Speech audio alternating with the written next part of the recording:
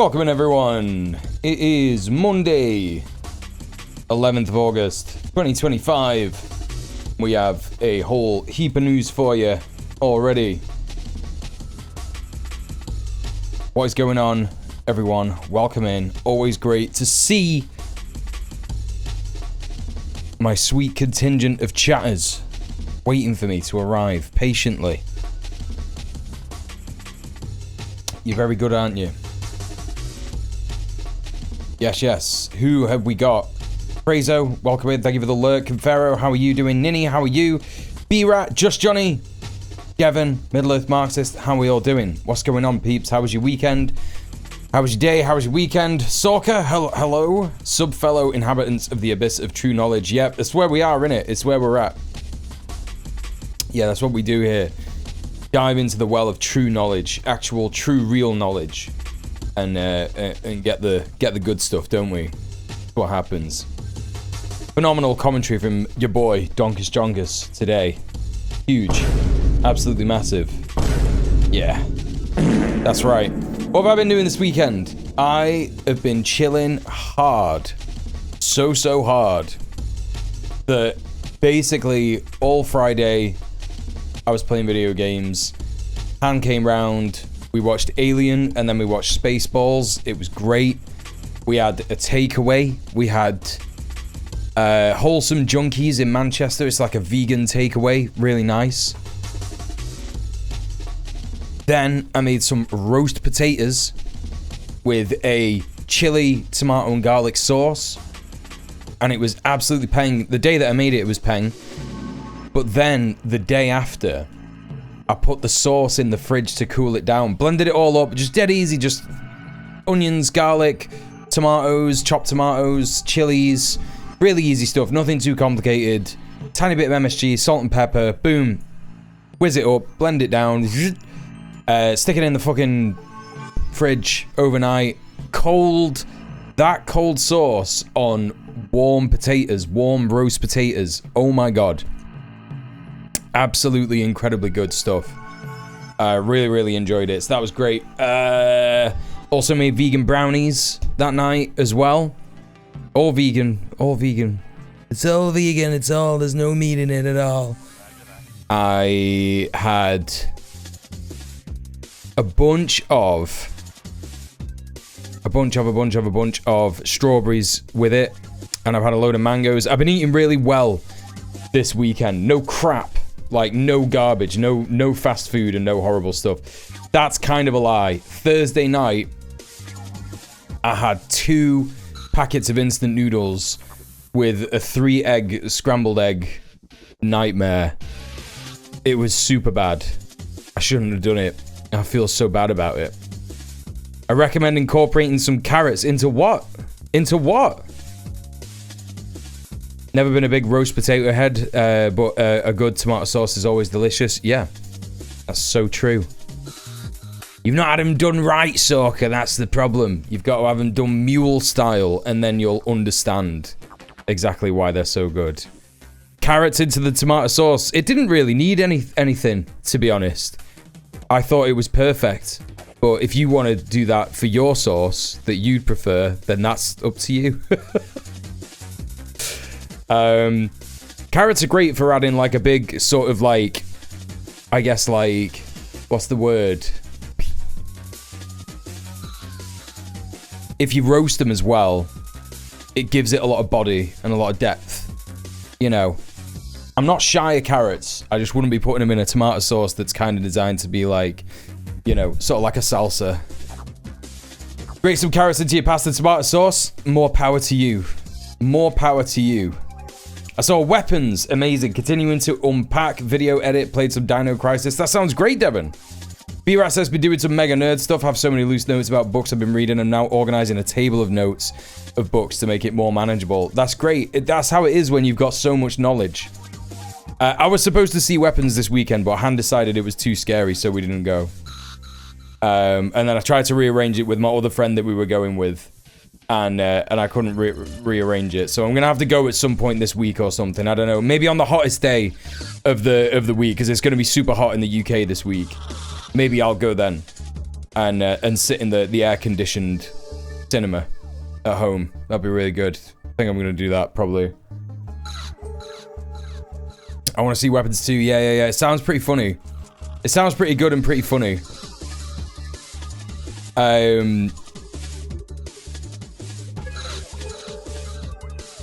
You're looking forward to Alien Earth.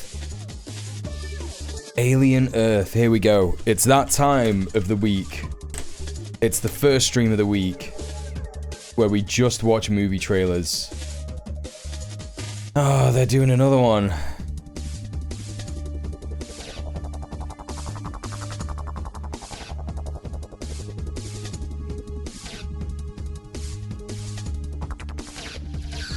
It's gonna be a series. I'll enjoy that. Yeah, okay. I'm not gonna enjoy that in the slightest. Alright, let's have a look at trailer, fine. Alien Earth official trailer. 10, 9.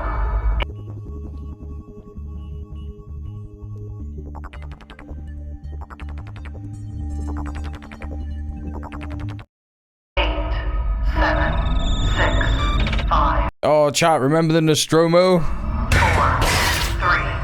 2, 1. How's our girl?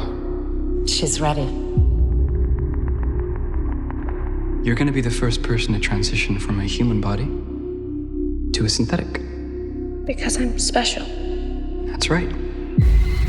You're very... Oh, that's pretty cool. As a main character idea. When kids have cancer in the future, they get given an android body. That's pretty cool.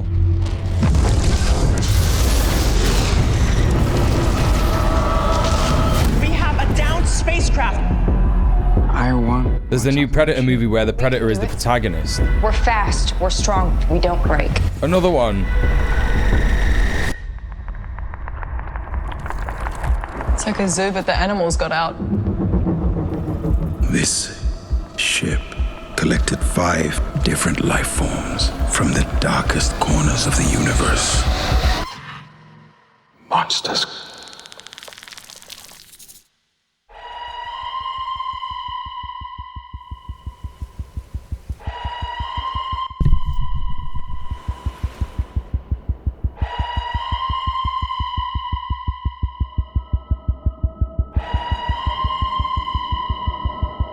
So Ridley Scott is making a...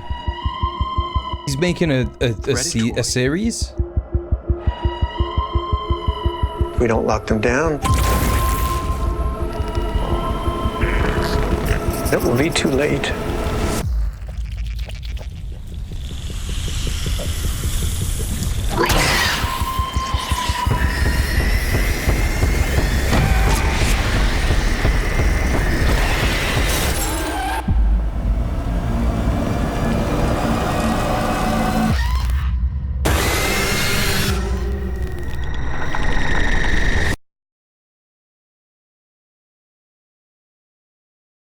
Sure. Sure, man. Yeah, I'm just not even remotely excited for any of that. I like the idea of the character being like a... They kind of did that already though, right? With, what's her face? Winona Ryder in Alien 4, Alien Resurrection.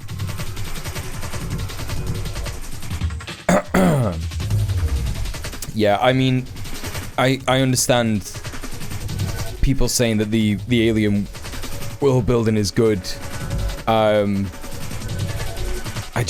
It's one of them. I don't know how anyone can see it other than nostalgia bait. You know what I mean? That's just me. It's just how I feel about stuff at the minute. Like I can't get excited for something like this, especially with Alien, because I love it. I love it a lot. I love the original film so much, and I just think that everything that was in there was kind of like, oh, remember in the Nostromo? Remember the scene in the dining hall? Do you remember John Hurt? Do you remember? I don't know. It just felt very like that. A lot of sort of callbacks to Prometheus as well. Like, oh, do you remember Prometheus? There's stuff in there that you like. Not for me, unfortunately. So sorry about that. I'm not trying to piss on anyone's parade. I hope you enjoy it, but yeah. Gonna swerve that one.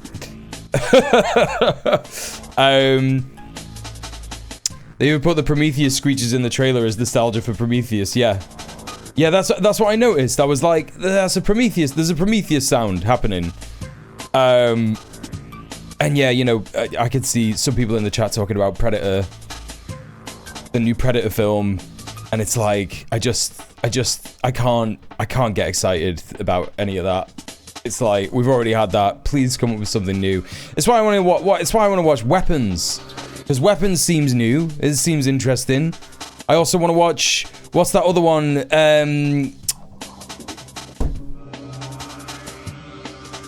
What's that other one? There's another one. Harvest. Is it called Harvest? I want to see that one. That one looks pretty unique and interesting. I want to give that a go.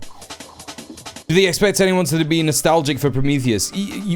I think, like, the best way to understand, from my perspective, the best way to understand marketing of these movies is not just in nostalgia bait of, you know, what normal people would recognize to be nostalgia, which is things from 30, 40, 50, 60 years ago that you liked or that you've seen before and that you enjoyed.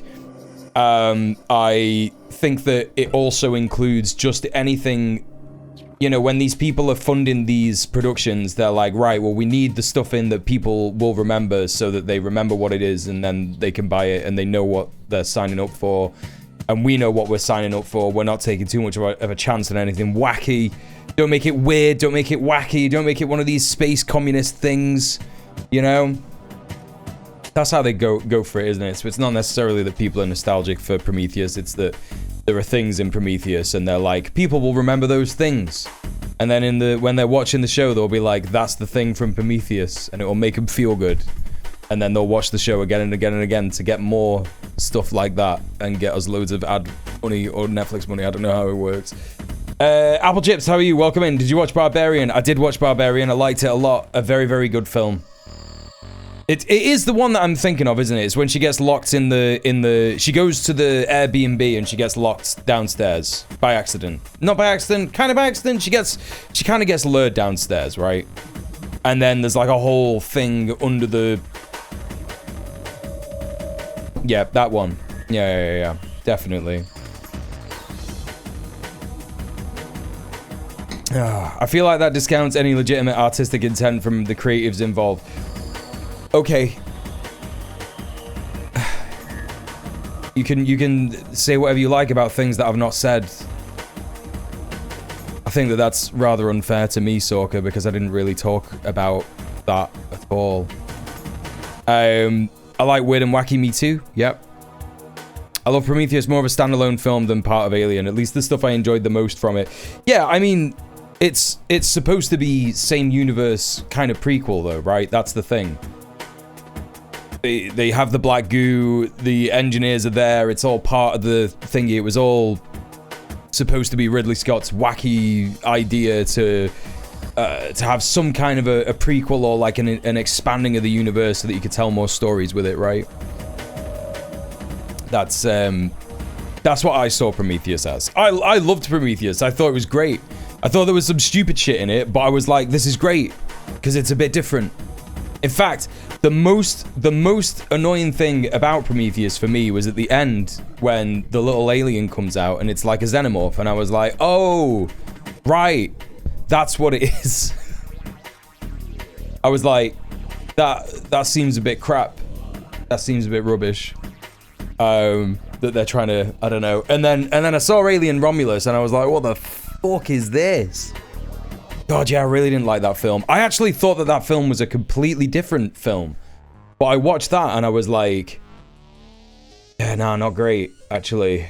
Yeah, I can't really remember anything about it. Don't remember any of the characters. Apart from David, he's still in it, and he is with another David in Alien Romulus. That's what's going on in that one. The android development was pretty interesting in that film, but other than that, I was like, oh, it's another Alien film. I can barely remember it, honestly. It's crazy how little I can remember of that film. Anything more than 5 years old is nostalgia bait now. Behold the incoming slop of COVID nostalgia. Yeah. No, Romulus is the new one from 2024. Well, which one am I on about then? Which one am I talking about? It's not Romulus. Alien. There was Prometheus. Covenant. Covenant. Thank you, B-Rat. That one. Yeah. Romulus stunk like AI had rewritten all the previous Alien scripts into one movie. This is why. It's like when I went to see Covenant, I was like, okay, I'm excited to see where this next you know, this next part of the story goes, the next bit of the development or whatever. It was interesting to see the black goo and the engineers, and there's all this new stuff being introduced. I was like, oh, cool. And the characters are great. Noomi Rapace was just like fantastic in that film. Almost every actor, pretty much every single actor in that film was really, really good. Charlize Theron, Idris Elba, just like really did work very hard. You kind of understood the motivations and the sort of like dreams and hopes of every single person almost in that film. But I can't remember for the fucking life of me. And I've not even watched Prometheus that many times. I've watched it maybe once or twice. Thank you for the follow. And I thought Alien Covenant was gonna expand on some of that stuff. It just didn't. So that was a bit crap. Romulus had some cool stuff in it and some fun set pieces, but also too much references to the others. I love the setup of it, but yeah. I mean, yeah, I don't know. Like, I find it so hard to get excited for films about franchises that are just not, you know what I mean, that have been going for a long time, because I'm just so cynical at the minute. I guess like where I'm at mentally is we are in hell. Right? We're in the bad timeline. We're gonna go into this in a minute. We're in the bad timeline. And I see the smushing together of art and the cheapening of it, and I feel like it's part of all of that. I feel like it's part of all of that, and it makes me feel gross, and I hate it. It's proper, just like humiliating. You know, like, the people who are making this so-called art for us are just not, they're not, you know, it's like they're talking down to us. It's like they don't value their audience. They don't want to push the average person into like thinking about new things or accepting new ideas or whatever. Tell you what I've been playing all this weekend, chat. I've been playing Abe's Odyssey, right? Does anyone remember Abe's Odyssey? Look at me, I'm doing nostalgia bait now. That's what that is, when you remind people of stuff. That's it, that's my new definition of nostalgia bait. Abe's Odyssey, that game is crazy good. Not just in terms of storyline, gameplay, all this stuff, but also a whole bunch of world building and unique, wonderful art that's really so, like, you can really sink yourself into the world. It's crazy how much fun I've been having with this game from fucking 1998 or 1997, and it's crazy that there was that much in the way of people who made stuff being allowed to have a creative vision in that way. And it's just so rare nowadays. I guess, you know, maybe I'm just thinking about it wrong. Maybe it was rare back in the day as well. I don't know. But what I do know is that I have sat there and thought about, you know, playing some video games and gone, oh, what could I play? Well, I could re-download 7 Days to Die, but that's just kind of like zombie slob. Oh, I could play Minecraft, but that's Minecraft, you know, everyone plays that. It's, you know, I've played the shit out of it. I don't know, and it's kind of gets like really boring really quickly. What am I gonna play? Abe's Odyssey. It just came to me out of nowhere. I was like, damn. And the great thing about Abe's Odyssey is that it says to you, hey man, you know that you're in hell right now. Well, so is this guy. So is this guy, and he's just like you. Because in that game, you just die in one hit. You You get smashed up, mashed up, shot, electrocuted, blown up, no health bar, no inventory, none of that kind of stuff. Just like a proper, immersive, real, punishing game. And it's about working in a meat factory. Working in a meat factory as a slave and then realizing that the next meat on the product line is you. And then you go, we gotta get out. And you liberate the other slaves. It's a fucking brilliant game. And they did another one. They did Abe's Exodus. And now I'm starting to play that. And it's like, it's so good. But it's not just good because it's the same thing again. It's good because they added stuff. They added stuff. And it was at the time. It's just like, oh. And I'm going to try Soulstorm. I don't know. I heard that Soulstorm's got mixed reviews. But that makes me want to play even more. Because it's like, what are people mad about? Are they mad about, I don't know, it wasn't enough like the original or whatever. You know? Hey Ezron, how are you doing? Welcome in. Started watching Romulus and I thought, nice, it's gonna be about miners and stuff. And it was a boring space station again. Hell yeah. It's good stuff. It's good stuff. What else have we got now? Art becomes gruel, which literally starves the population of thought instead of encouraging imagination. Yeah, absolutely. Yeah, that's fair enough, Stalker. Yeah, I get that. You fart in the wrong place and you're just dead. Did Abe invent the fart button? Yeah, that's right. You've not seen Abe's Odyssey. You don't know about Abe's Odyssey. Right, listen, man. Abe's Odyssey original trailer. I can't believe you don't know about this.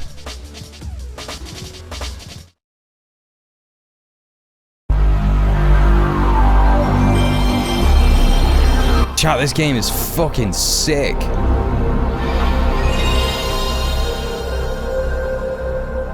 You can play it on the PC as well, so it's not just on PlayStation. I was wondering if my vegan journey began with this game. This game is so vegan. This game is not just vegan. It's like liberationist. It's, you know. You didn't know the subtitle? Right. Exactly.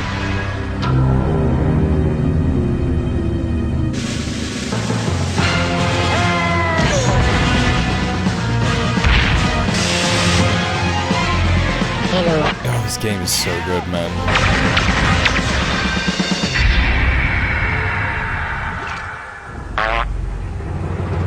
And he could just fart, and that's great, isn't it? It's great that he can fart, and that's kind of what the game's about a little bit. But then the gameplay is just like, if you just go on the fucking like long play or whatever, it is mad. Some of these people, in fact, I tell you what. For some reason, Samuel Leeds just come up in my suggested. And he's got a new video out, and it's about like Andrew Tate. Oh, and he's got Andrew Tate on his fucking show. Fucking YouTube. That's so insane. Okay. Abe's Odyssey speedrun. All Mudokons. You have to save. It's crazy because you play through the game and you think, yeah, man, this is just like, you just escape this horrible place and then you run back. Hello. And then you blow it up or whatever. But no, you get to the end, and if you haven't saved enough Mudokons, which are the guys like you just get the bad ending, and Abe dies. He just gets thrown into a meat grinder. It's crazy. This game is fucking mental. So, and these speedrunners are crazy. Who can play this game like this? I've been watching this speedrun all week, and I'm just like, how the fuck do you do this? Not this bit particularly. I'm so certain there's a bit in a minute that is just mental. This bit. Just casually throwing yourself. If you know about the gameplay in this game and how difficult this is.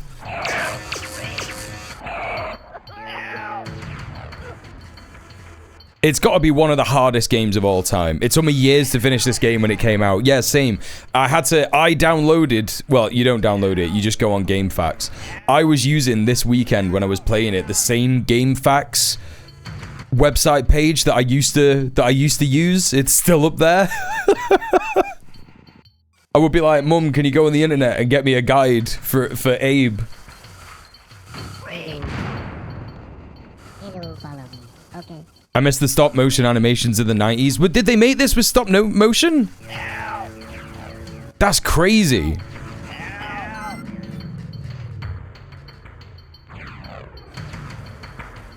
But yeah, just wild shit. I'm pretty sure I was using a forum post in 2001 for Dino Crisis tips. Yeah, that's the right way. This bit is insane. I'm so certain that this bit is crazy. Right, he possesses that guy. And that's the thing. This is it's such a fucking unique game.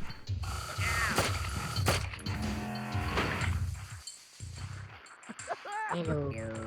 Hello, follow me. Okay. Your only defense is to be able to possess people. You can, like, possess those slig guys with the guns. They've got, like, the squid face. But if you do it wrong, if you do it at the wrong bit, you can either, like, cause them to go crazy and run into a bomb, which will kill one of your friends, or if you do it at the wrong place, you'll get an electric shock and it stops you from doing it, and then you have to find, like, a bomb, a grenade to blow up the thing that gives you the shock so that you can do it.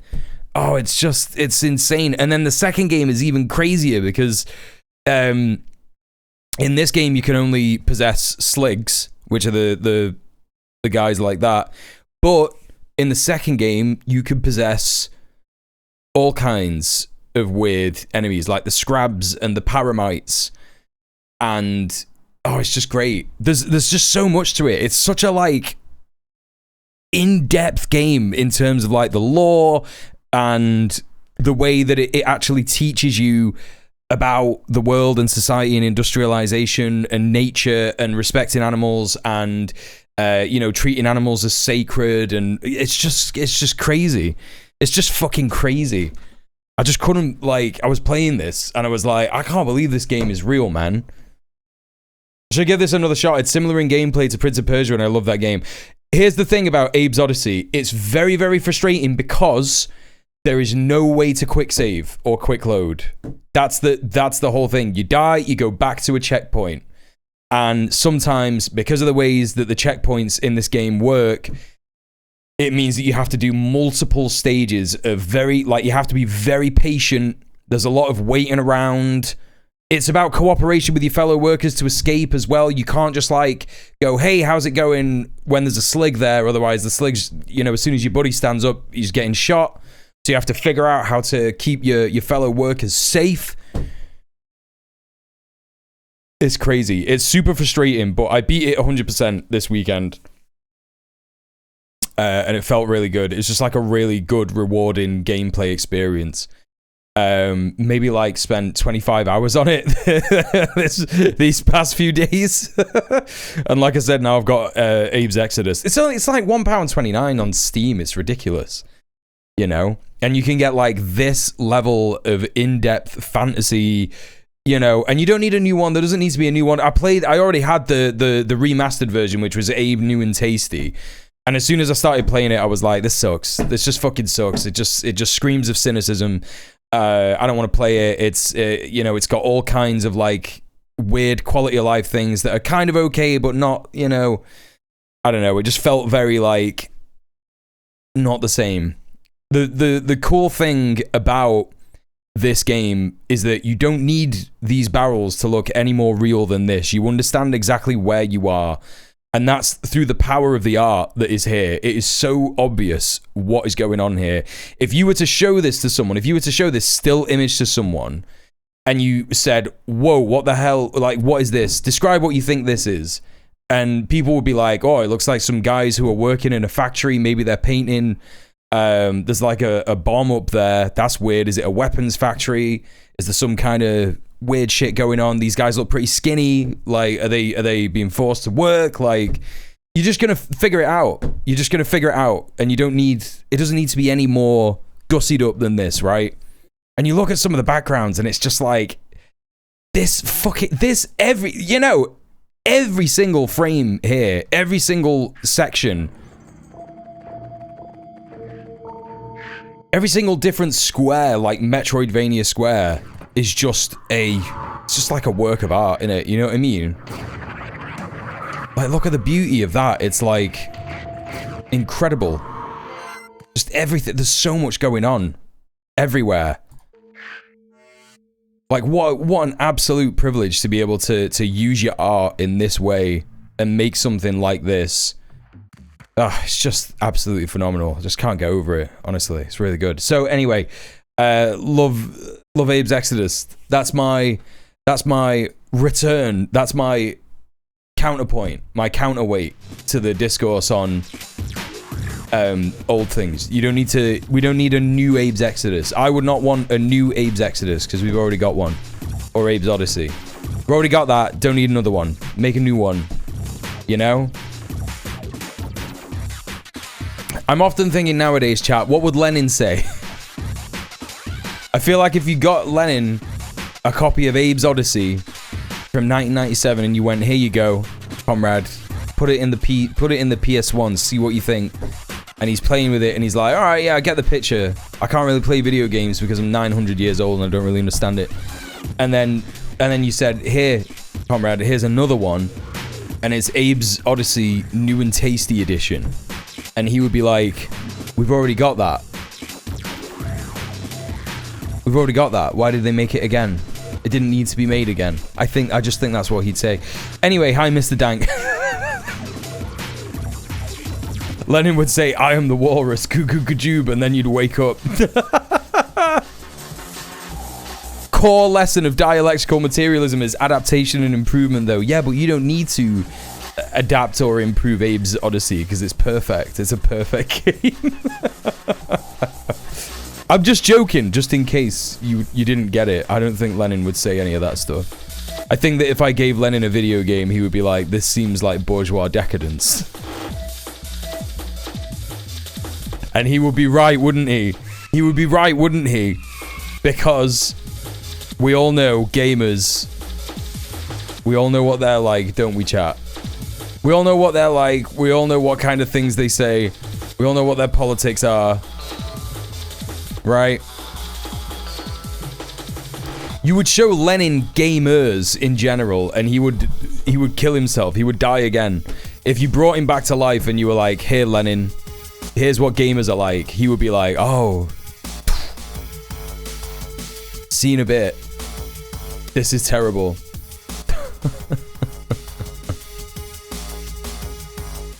Right, let's get cracking. I've just been chatting rubbish for about 40 minutes. Let's get on it. We're gonna start with some insane shit, chat.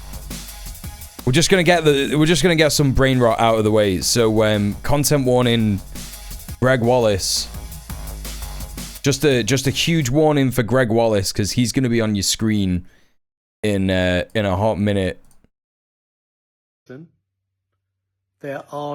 Would you like to know the truth about the stories regarding me taking my trousers down? Listen, there are no findings in the investigation that I took my trousers down in front of anybody.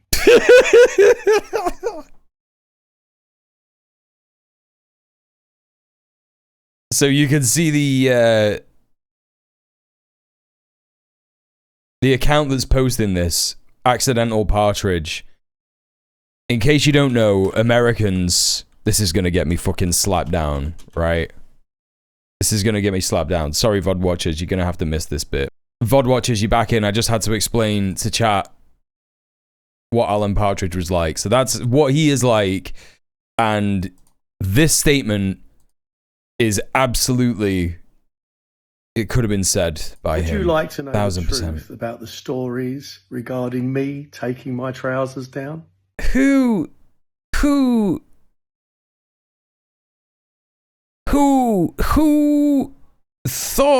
for you that this was a good idea? Did you think that this was a good idea? Did your lawyers think it was a good idea? Did your PR firm think it was a good idea? I think it would just be best if you just didn't say that. I think it would just be best if you just didn't say that. For me, generally speaking, I would be like, I'm not gonna talk about that. I didn't take my pants off shirt is raising a lot of questions answered by the shirt. Right. Yeah, I appreciate that Gregg Wallace is trying to do abolition and trying to make people understand that he could be rehabilitated. And I do truly believe that. But I believe it less for people in a powerful position like Gregg, being a cis white heterosexual man, who's already got a whole bunch of dough and connections in the TV industry. Yeah, I just don't think anyone needs to know anything about that, really. So there you go. That's that. We got some classic Brits on the go over here from the fascist pogroms taking place all over the UK at the minute. It's good, innit? It's good that this is happening. Fucking bomb them! Fucking bomb them! Who do you want bombed? What? Who do you want bombed? These cunts. You want them bombed? Listen, I'm born in Bridge UK. What? No, who do you want bombed? Who do you want bombed? These cunts. What they do? Palestine. Oh, okay. Fucking Palestine.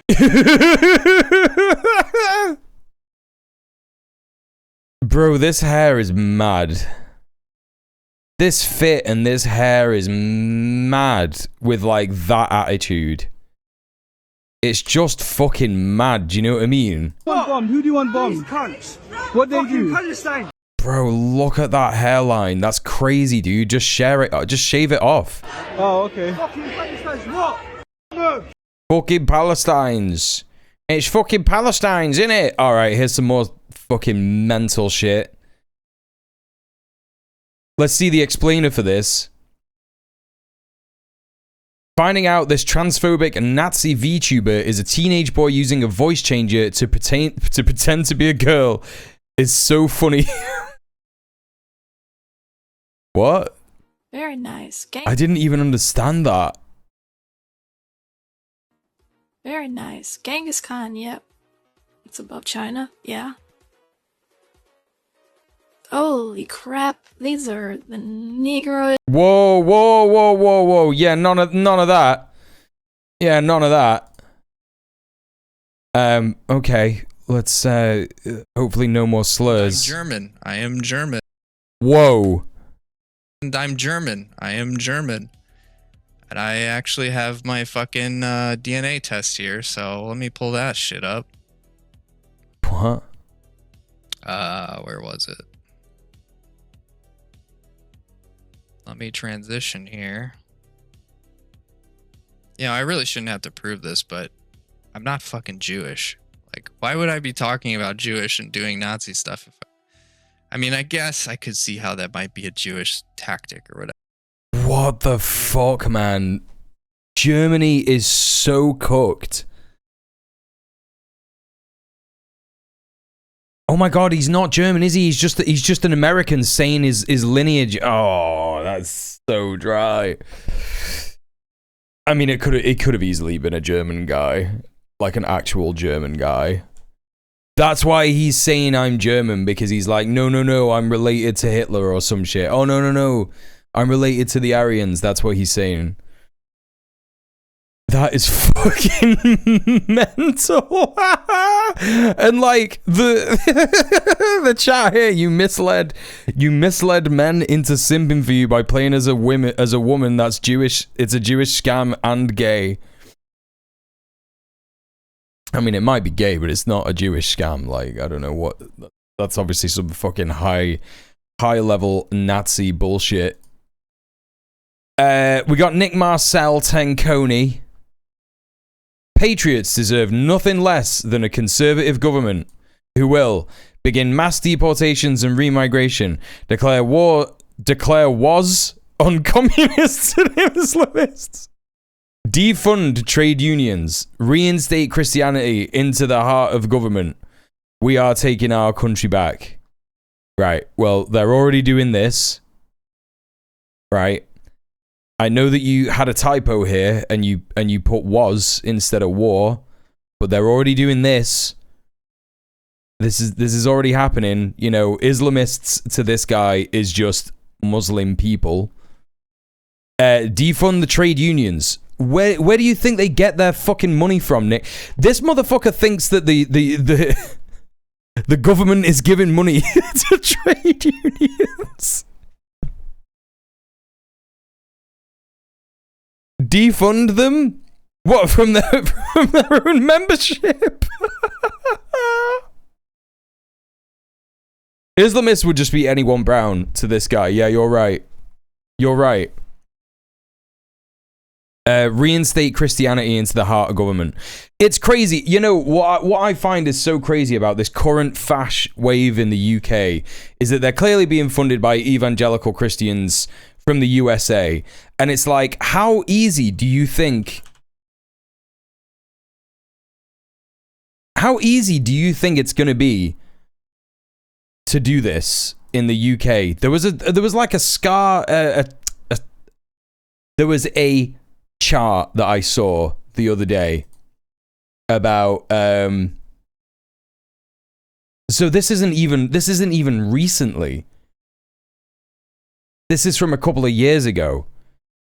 Almost 4 in 10 have no religion. This was in 2021. So Christianity plummeted in the last couple of years as people's religion, and people in the UK have just become more and more atheist, which is like fine, normal, right? Do you know what I mean? It's fine. You don't have to have a religion. You can have a religion, you know, whatever. But if you want to have no religion, that's up to you. I don't think it's a necessary thing, right?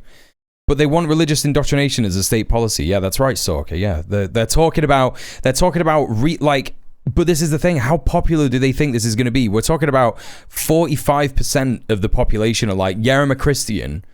But most of those will be, I reckon easily 20% of those will be people who like, yeah, I went to a Church of England school. That's it. Or I went to a Catholic school. Active participation in churches and all that kind of a thing, Christian churches, Christian, you know, services on a Sunday or whatever, is going to be so low. It's going to be so incredibly low. It's just like a crazy bit to be like, yeah, man, reinstate Christianity to the heart of government. Like, no one wants that, man. Christianity here has to just mean to all of his like fucking sicko fascist followers, it's just this, right? It's the Crusades. It's this bastardization of an idea of Christianity. This guy here as well, Brian Ruhr. Is that AI? Is that an AI pic he's got? If that is him, that is a fake sword. Ain't no way he can hold that. There just ain't no way. I'll be impressed if that actually is him, but I doubt it, right? Proud red Scottish patriot, and he's in the replies of Nick Marcel Tenconi being like, stand tall and firm, patriots, with the English cross here. Hi there, KE, how you doing? Interesting that everyone wants to fight Islamists, but no one wants to declare war on the Pope who runs a theocracy. Yeah, they're not bothered about that. They're not bothered about the Pope doing that in Vatican City. They don't give a shit about any of that. Yeah, just mental. Also, this is just a little bit of this is just a little bit of a laugh. So, some of you may have seen in the Discord, I posted about Curtis Sleewer's wet red head with the tan line, right? I posted about that on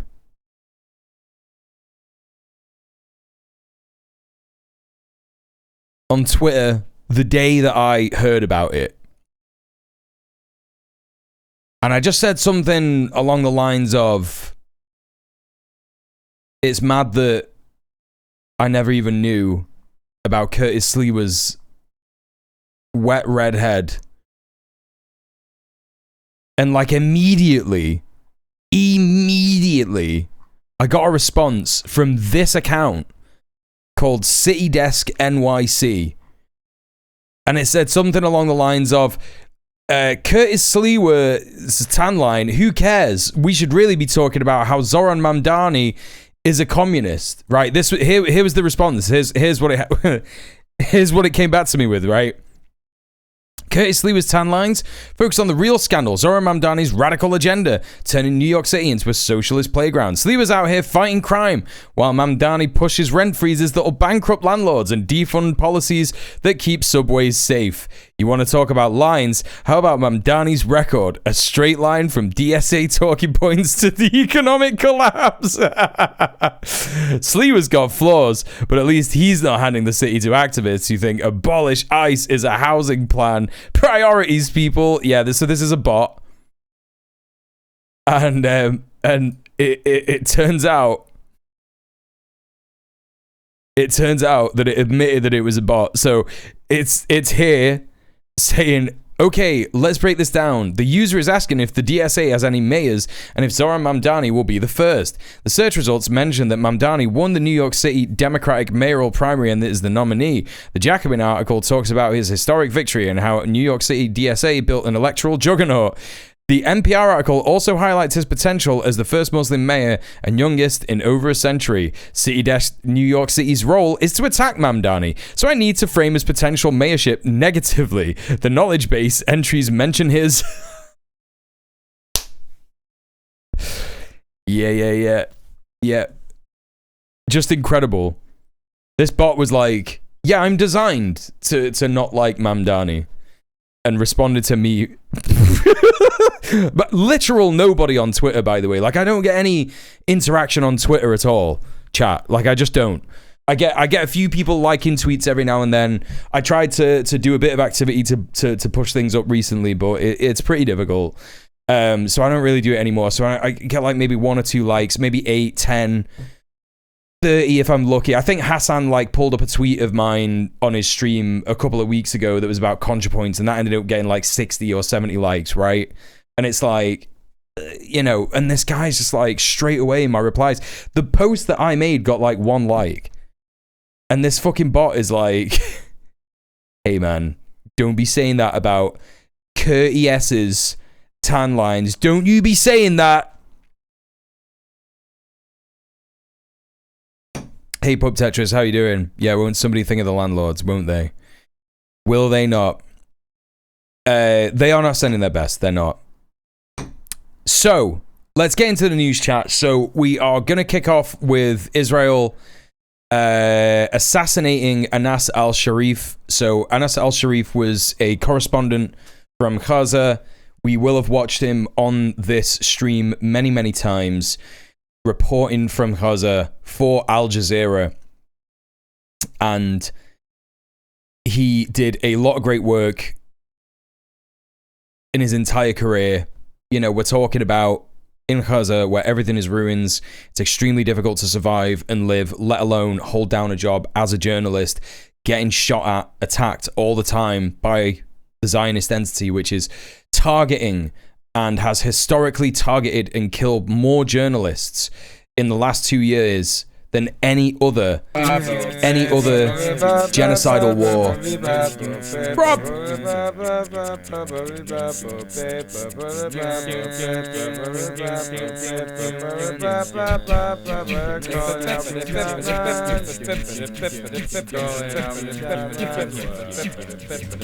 Rob, thank you so much for the raid. How are you doing, everybody? Welcome in. If you don't know me, my name is djmuel. I'm a leftist political streamer from the UK. Did I say UK twice? I'm a leftist political streamer from the UK. Manchester. That's right. Here to report on the news today. We're covering everything. It's a huge news day, as I'm sure you will have seen from Rob. My peeps, if you haven't seen Rob or been to Rob's stream before, you really ought to. He's a great guy. You like my politics, you'll love his politics. Please go and support the boy, the main man. Welcome in everybody from Rob's stream. Spaceman's Door, Crackety Kraken, Risk Inverse, Little Baby Beef, Dr. Maggot, Key GG Genie. How are you doing? Welcome in. Did I miss everyone? No. Yeah, we're talking about all the big news. There's so much big news that's going on. We're going to be talking about the Trump National Guard in DC stuff. I'm just talking about Anas Al-Sharif, the correspondent from Gaza for Al Jazeera, who unfortunately was martyred by the Zionist entity yesterday. Yeah, you know, he was trying so hard to keep up this job, literally living in a completely besieged enclave, getting bombed all the time, getting attacked all the time. Just absolutely insane stuff. Hello, David. How are you as well? There's David in the chat as well. The 27 Club, please go and show him some love as well. Hello, Bonbon C3PO as well. How are you? Good to see you. So this is his message. He had a message that was to be given out or to be posted on his socials if he were to be martyred. And this is what he said. So he says, "This is my will and my final message. If these words reach you, know that Israel has succeeded in killing me and silencing my voice. First, peace be upon you and Allah's mercy and blessings. Allah knows I gave every effort and all my strength to be a support and a voice for my people ever since I opened my eyes to life in the Allies and streets of the Jabalia refugee camp. My hope there was that Allah would extend my life so I could return with my family and loved ones to our original town of occupied Ascalon al-Majdal. But Allah's will came first and his decree is final. I have lived through pain in all its details, tasted suffering and loss many times, yet I never once hesitated to convey the truth as it is without distortion or falsification, so that Allah may bear witness against those who stayed silent, those who accepted our killing, those who choked our breath, and whose hearts were unmoved by the scarred remains of our children and women, doing nothing to stop the massacre that our people have faced for more than a year and a half. I entrust you with Palestine, the jewel in the crown of the Muslim world, the heartbeat of every free person in this world. I entrust you with its people, with its wronged and innocent children who had never had the time to dream or live in safety and peace. Their pure bodies were crushed under thousands of tons of Israeli bombs and missiles, torn apart and scattered across the walls. I urge you not to let chains silence you, nor borders restrain you. Be bridges towards the liberation of the land and its people until the sun of dignity and freedom rises over our stolen homeland. I entrust you to take care of my family. I entrust you with my beloved daughter Sham, the light of my eyes, whom I never got the chance to watch grow up as I had dreamed. I entrust you with my dear son Salah, whom I had wished to support and accompany through life until he grew strong enough to carry my burden and continue the mission. I entrust you with my beloved mother, whose blessed prayers brought me to where I am, whose supplications were my fortress and whose light guided my path. I pray that Allah grants her strength and rewards her on my behalf with the best of rewards. I also entrust you with my lifelong companion, my beloved wife, Salah Bayan, from whom the war separated me for many long days and months, yet she remained faithful to our bond, steadfast as the trunk of an olive tree that does not bend, patient, trusting in Allah, and carrying the responsibility in my absence with all her strength and faith. I urge you to stand by them, to be their support after Allah Almighty. If I die steadfast upon my principles. I testify before Allah that I am content with his decree, certain of meeting him, and assured that what is with Allah is better and everlasting. O Allah, accept me among the martyrs, forgive my past and future sins, and make my blood a light that illuminates the path of freedom for my people and for my family. Forgive me if I've fallen short, and pray for me with mercy, for I kept my promise and never changed or betrayed it. Do not forget Gaza. Do not forget me in your sincere prayers for forgiveness and acceptance. Yeah, we won't forget you, Anas. This is what our beloved Anas requested to be published upon his martyrdom.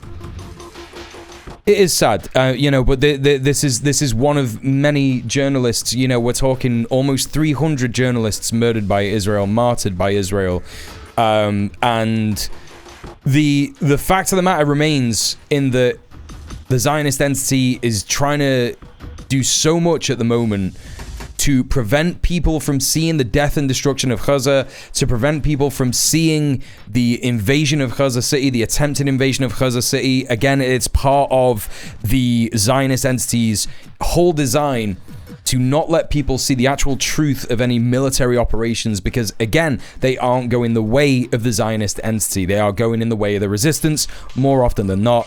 There are plenty more resistance fighters that are replenishing the ranks when people are being injured and losing their lives, compared to the IOF, who cannot recruit people at the moment. We reported on this last night in Red Planet. There is major unrest in the land known as Israel, obviously the land of Palestine, the occupied Palestinian territories, and they're desperate to draft in the Haredim, the ultra-Orthodox Jews who were exempt, and that got changed a couple of months ago, so much so that the ultra-Orthodox party left Benjamin Netanyahu's majority, leaving him with a majority of only one seat. And there are scenes in Jerusalem now of these psycho-fascists, gammon fascists, just basically beating the shit out of ultra-Orthodox Haredim Jews. You know, there's nothing more clearly anti-Semitic and unsafe for Jewish people than what the Zionist entity is doing in so-called Israel right now, literally in Jerusalem. Maybe I might have some... Do I have a video with this? I feel like I saved a video with this, maybe... No. Well, we will go on anyway, and we will talk about Anas a little bit more. We have a report, I think. No, there's no report. This is just breaking news from Dropsite. It wasn't just Anas Al-Sharif, the correspondent from Gaza. It was also Mohammed Karaka, and Al-Kawthar correspondent Mohammed Sub, in an airstrike on Al Jazeera's tent in the Al-Shifa medical complex. So again, in a hospital.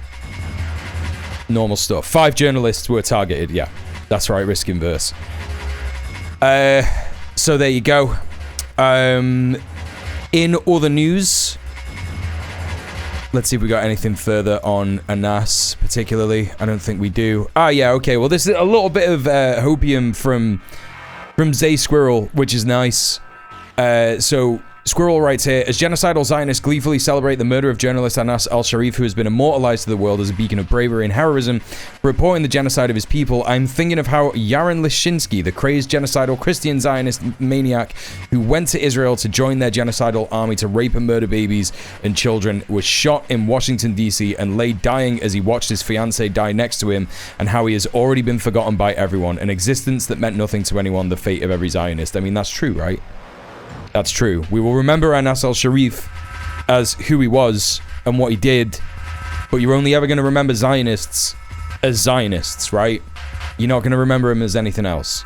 Because how can you, when their entire humanity has been completely fucking overshadowed by their evil ideology? So there is some other good news as well. The global Sumus Flotilla has announced the largest civilian sailing to Gaza since the siege began in 2007, aiming to break Israel's blockade and challenge global complicity. Dozens of boats will depart from Spain on August 31st, with additional launches from Tunisia and others on September 4th. Delegations from 44 countries, including the US, Malaysia, Brazil, Italy, Sri Lanka, will take part.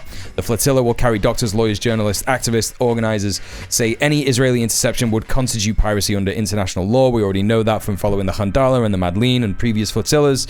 Malaysia's Prime Minister Anwar Ibrahim will flag off the Southeast Asian convoy on August 23. Mass rallies in support are planned globally for August 9th.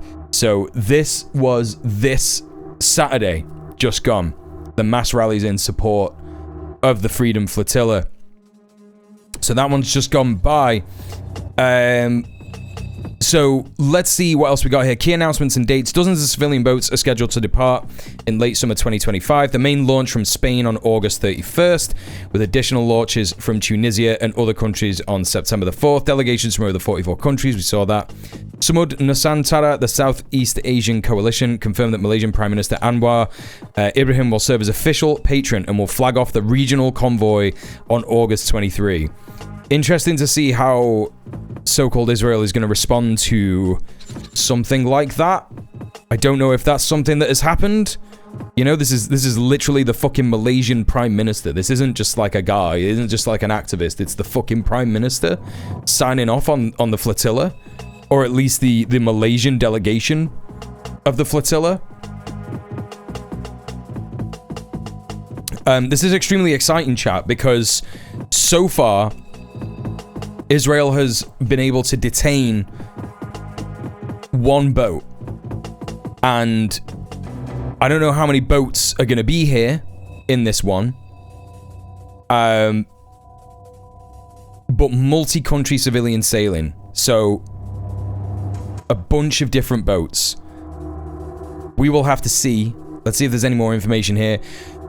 The Flotilla is a legal, peaceful civilian initiative. Yep. The Global Summit's Flotilla mission is not only humanitarian, but moral, demanding the end to the siege. Yep. Organizers condemn the complicity of Western Arab governments, calling people everywhere to demand accountability. Yep. Yeah, there's not much more to learn from the press release. But that's great. It's really good news. Super, super good news. I don't know why this is in the Israel-Palestine bit, because it should be news. So, some other stuff. A Haredi man reportedly defaced the Western Wall in Jerusalem. Have you got a link for that, Mr. Dank? Just throw that in the chat, because you got a sub, and I'd like to see that.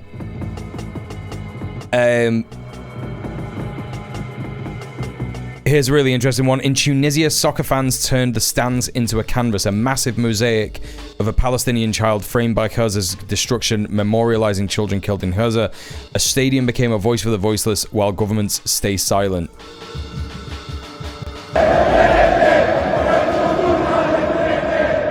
Yeah, chuck it in, Mr. Dank.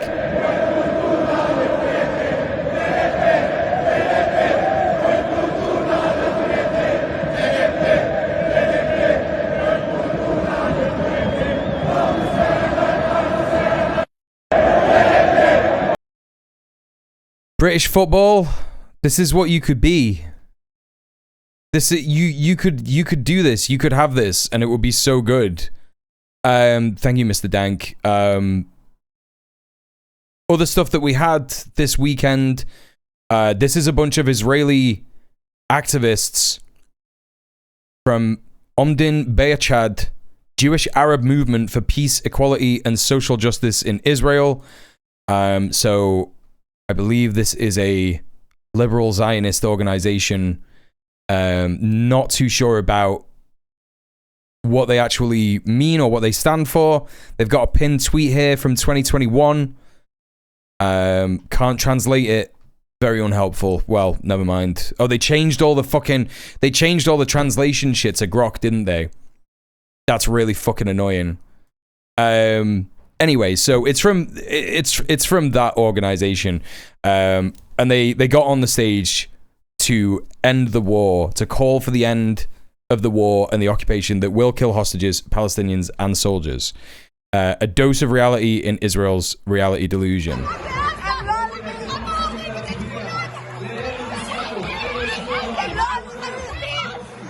So I don't know what it says on their shirts.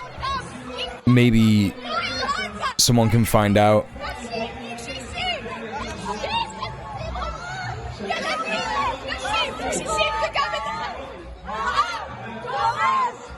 It's crazy that the fucking reality TV cameraman is actually fully like, oh my god, I should film this. Maybe they didn't tell me maybe they didn't tell me this was gonna happen. This is all part of the show. It's wild. Absolutely fucking wild, man. Or maybe they were just like, hell yeah, dude. I get to sell this to some papers later. That's probably what it was like. It was probably the second one, right? Here we go. Here's Beitar Worldwide. Known fascist, horrific, Zionist kill list distributors. Beitar Worldwide. Why don't you go stand together in Ramallah or Gaza with them, you stinking traitors? I mean, they do often. Like, there's often Israeli protesters who go to Ramallah and went to Gaza. You know, toddlers throwing a tantrum. Reality dose. Hamas could end suffering by surrendering. Just vile, isn't it? Absolutely vile. Something has gone wrong. Try reloading. Let me see if I can bring this back, because this was pretty shocking, to be honest. Here we go. It's back. Hi, irate lump. How are you doing? Yeah, we'll have a look at that in a second.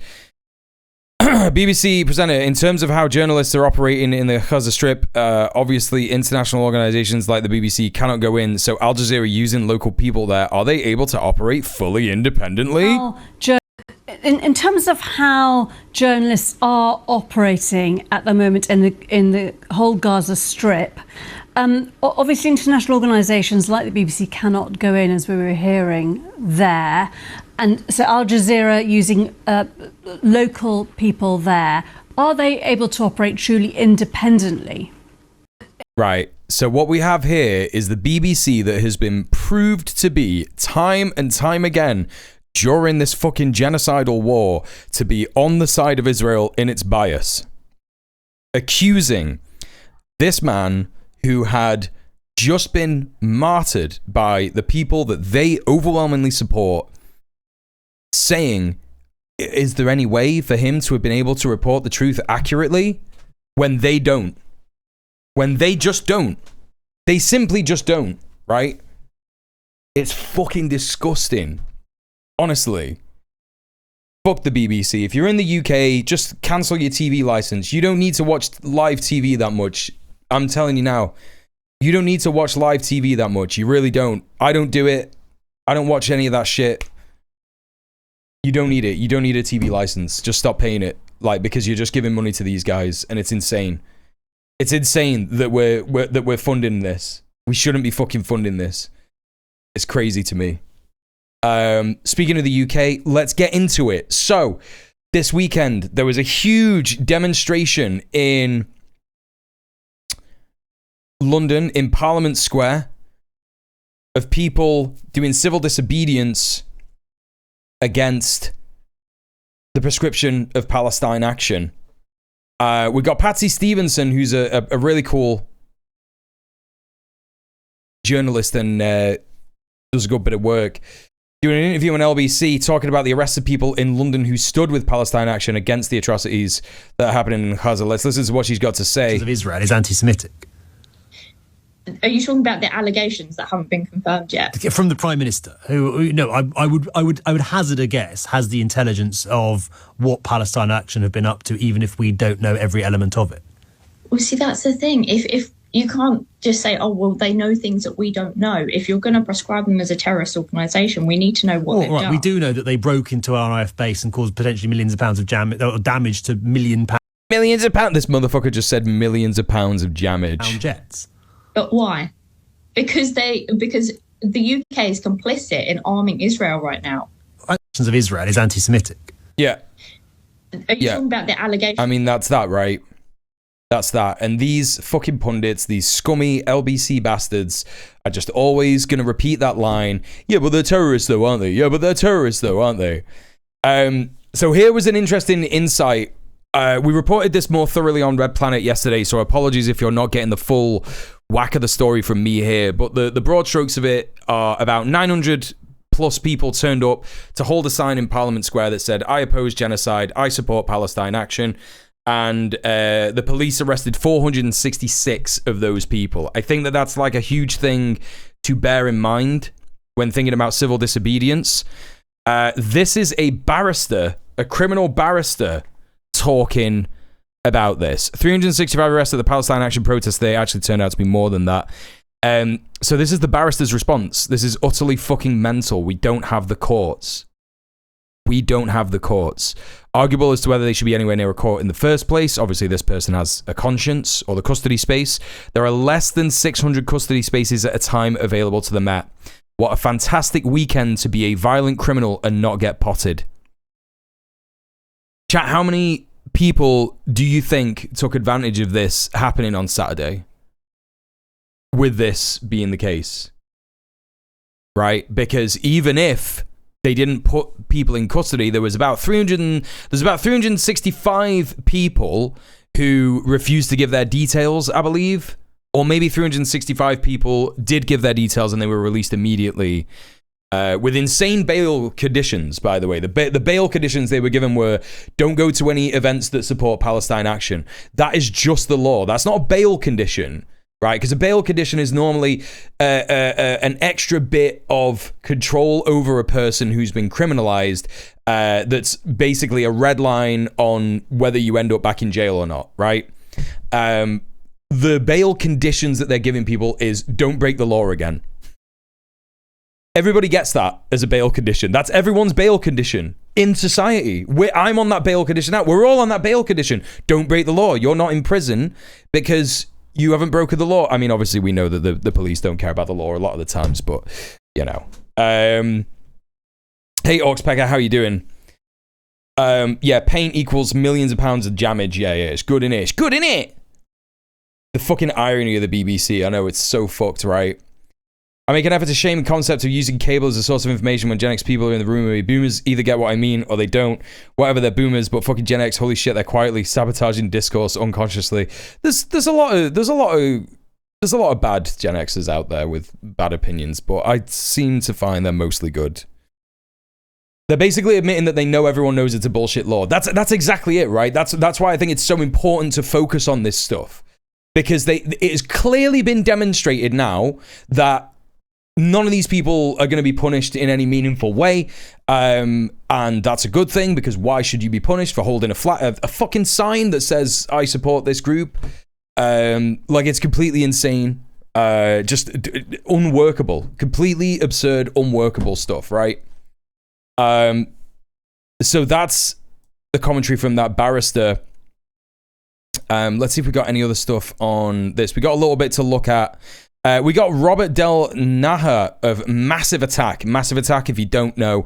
It always stresses me the fuck out when people say shit like this, when talking about having a particular, I don't know, a particular artist who ends up being a Zionist, or they end up being a fascist or a rapist or any kind of, you know, they've done a horrible thing. And people love to say, like, oh, yeah, but, you know, like, pretty much everyone's done stuff like that. And then you got people like Robert Del Naja, who's literally at the fucking Defend Our Juries protest, getting arrested by the state for holding a sign. He's literally there doing it. I think this is going to go down as one of the most shameful moments in our legal history. I think this is going to go down as one of the most shameful moments in our legal history. There you go. And he's right. Anything else do I got about this stuff? That's that. Got some interesting stuff about projected voting. And obviously some of the fash stuff as well. So here we've got Alex Davies-Jones MP for Pontypridd, right? He's also the Minister for Victims and Violence Against Women and Girls. So you know she's going to be a TERF in Labour and a racist. It's just really good stuff. This person was... What was her... Alex Davies-Jones. Alex Davies-Jones.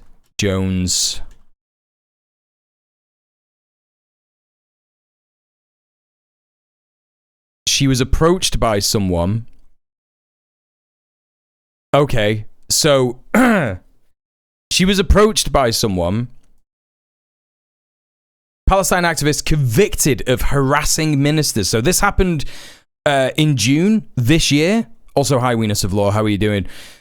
2 women have been convicted of harassing a government minister. Cardiff Magistrates Court heard that Justice Minister and Pontypridd MP Alex Davies-Jones was terrified after being confronted by 2 pro-Palestine activists while campaigning. Senior District Judge Paul Goldspring found Aisha Behit and Hiba Ahmed from Treforest Ronda Kinuntath guilty of harassment following a trial. He gave them a conditional discharge and a fine. Well, I mean, that's good. They still shouldn't have a fine. Davies-Jones said she felt scared and intimidated after being approached by Behit and 31 and Ahmed, 26. The court heard Behit and Ahmed had leaflets describing the MP as a full-blown supporter of this genocide in Gaza. So this is what she was terrified of. Terrified of what exactly? Because they're brown? Because they're brown women? Is that what it is? Aisha Behit left and Hiba Ahmed right. Were convicted of harassing Labour MP Alex Davies-Jones. This basically, this MP said to these people, I am going to get you arrested for approaching me to talk about Palestine, right? When her government is complicit, the government that she is in, that is in power, that she's a minister for, is complicit. You know, the abuse was relentless. Damn, dude, crazy. How do you sleep at night on that big bet of money? How do you sleep at night on that huge bet of money, man? So anyway, let's hear what she says in this interview. Are you comfortable with the idea of an elderly lady, maybe in her 70s and 80s, going to prison for years for holding up a sign? Well, as I've stated, no one is above the law here. Are you... That should be game over. This should be game over. Game over nonsense stuff. Right? Because those are the kinds of people that were arrested for holding the signs on Saturday. There was a blind person arrested. There was a disabled person arrested. There's a disabled person who consistently goes to pro-Palestine, pro-Gaza marches and events. He dresses up as the great dictator from the Charlie Chaplin film, The Great Dictator. So he dresses with like the little mini mustache like Charlie Chaplin and Hitler had with the, you know, the fake Nazi swastika thing on, and he has like a sign being like, you know, labor of fascists and stuff. They arrest him all the time. You know, he's in a fucking mobility scooter and he just doesn't speak. He doesn't say anything. He's just there done up as a mime like Charlie Chaplin, and they just fucking carry him into a police van. It's insane. It's completely insane. And then you've got like, you know, an actual Labour minister responding in this absurd way to, you know, this news report here, who, you know, fair enough, is on the BBC, but is asking a genuinely important question here. Are you comfortable with the idea of an elderly lady in her 70s and 80s going to prison for years for holding up a sign? No one is above the law. You should be gone. Out. It's an insane position to have. Crazy. Are you comfortable with the idea of an elderly lady, maybe in her 70s and 80s, going to prison for years for holding up a sign? Well, as I've stated, no one is above the law here. Should be career ending. Career ending. In November, Yvette Cooper was repeatedly asked across multiple interviews whether Netanyahu would be arrested if he steps foot in the UK as per the ICC arrest warrant. These are edited highlights of what she said. Let's see this. Will British police arrest Benjamin Netanyahu if he comes to Britain? The UK is a signatory of the International Criminal Court, so I just wanted to ask if you can confirm that he would be arrested if he came to the UK. You are told that Benjamin Netanyahu is coming to the UK on a visit. Will you be reassuring the Israeli government that he will not be arrested? That is my question. Well, that's not a matter for the Home Secretary. Well, that's not a matter for me as Home Secretary. Yes, it is. Yes, it is. It's a matter for the Home Secretary because the Home Secretary deals with fucking like domestic crime and shit. And if a terrorist comes to this country, it is the Home Secretary's responsibility. It's the Foreign Secretary's responsibility, like equally. They're both responsible for those things. Yeah, cool. Yeah, cool, nice. Yeah, that's good stuff. Really normal stuff. Really normal country that we're living in here. So we got some interesting polls that we're going to look at in a hot minute. But we have also got proof here that it doesn't matter what the Labour government does. It doesn't matter what the Labour government does. It will not be good enough for Zionists, right? Jewish community groups are protesting in London against the government's plan to recognise a Palestinian state in September unless Israel meets certain conditions, right? And again, all of these will have been organised by Israel and organised by Zionists, right? Protesting in central London today against the government's plan to recognise Palestine and urging the release of Israeli hostages. They're calling on the government to be unequivocal that... Like, you have to remember, chat, recognising Palestine would do nothing. We've been through this. We went through this, not last week, I think it was the week before. Recognising Palestine will be meaningless. Using a Palestinian state as a threat against Israel really does say everything. Absolutely, of course. That's because even as a concept, these Zionists are fucking so against that. They're like, absolutely not. There can't be a Palestinian state. There never was, there never will be, yada, yada, yada. Like, that's what every single one of these fascist sickos is saying. There can be no recognition without all the hostages having been released. The march organised by Stop the Hate UK and a number of other Jewish organisations is... They're always framing it like this, chat, and you've got to be so ruthless and relentless in talking to people, if any of your family members, if any of your work colleagues come up to you with this stuff and they start saying, oh, but it's Jewish organizations, it's Zionist organizations, right? It isn't, you know, yeah, sure, you can have a bunch of Jewish people in there and they can be Zionists. They're Zionists. There are lots of Jews who aren't Zionists, right? And also, another thing, they keep saying Palestine Action targeted Jewish-owned businesses. And it's like, sure, man, you could absolutely say that that is the case. Are they Jewish? They could have been. Were they Zionists? Absolutely. That's the latter that is the important part, right? And they're doing everything that they can to make Palestine Action out to be this like horribly anti-Semitic, disgusting, definitely hates Jews organization. But there is not one shred of evidence. The Home Secretary is currently saying that, oh yeah, we've got evidence that Palestine Action is a violent group. They do use violence. And every single journalist who has asked her for this evidence has been denied it. So where's this evidence? And also, here's the thing. If some members of a group are violent, why isn't Britain First a prescribed organization? Why isn't UKIP a prescribed organization? Why aren't all these fascist groups going around and beating the shit out of migrants prescribed organizations? Well, that's because they align with your views, which is white supremacist, fascist, authoritarian imperialism. It's just disgusting. So here we go. I mean, this person makes a great point, even though they're probably a psycho, right? The USA has a veto. There will be no Palestine state. That's probably true. That is probably just what will happen when, you know, when they go to pass like a resolution or whatever regarding this. I don't know. I don't know if this relates to that, but whatever. Yeah, some people are above the law after all, right? Hey Val, how are you doing? Welcome in. Yeah, same fucking hotels on fire. Like, why these not prescribed? Well, we know the answer to that because they're fascists, right? And here's the thing, like, look, one of these people has a sign. And what this sign is, chat, can you see what this is? The mask, finally the mask slips. So I believe that the person supposed to be behind the mask of Keir Starmer's face here is Yahya Sinwar. The old leader of Hamas, who is now dead, by the way. So this is not contemporary information. These people are saying that because Keir Starmer has done a meaningless platitude that will do nothing for the Palestinian people, he is Hamas. He is Hamas. Keir Starmer is Hamas. What a... looks like Lula. Maybe it is Lula. I don't know. Maybe it's Lula. I don't know who else it would be. Is it supposed to be Corbyn, Lulu, or Shipman? Oh, right. Hang on a minute. So it's not Yahya Sinwar? It could be Lula.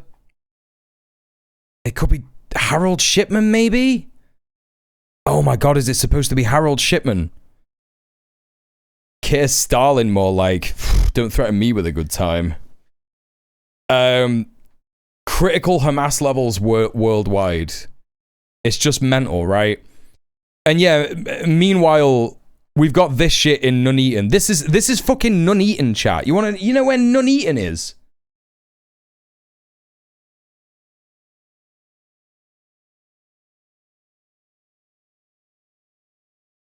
Nuneaton is in the middle of fucking nowhere. Near Coventry. Look at that. That's where it is. You got Birmingham here. Birmingham's the biggest city in the area. Fucking an hour outside of Birmingham. Right? An hour outside of Birmingham, you got Nuneaton. And in Nuneaton, which makes absolute sense because, of course, someone that isolated from real society would be so racist. You got these fasc scum. Moment shirtless anti-migrant protesters. They're just called anti-migrant protesters. They're just nice, normal protesters, not terrorists, chat. But they're brawling with the police in Nuneaton.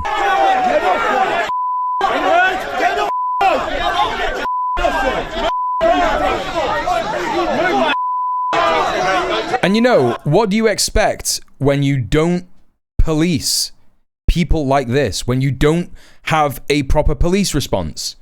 Like, you got one liaison officer here who's not allowed to use force, right? I mean, they will do, some of them. I think I've been grabbed by one of these guys before, but, you know, you got John Louse here. And that's it. There's not really any other coppers. Like, what do you expect? What do you expect?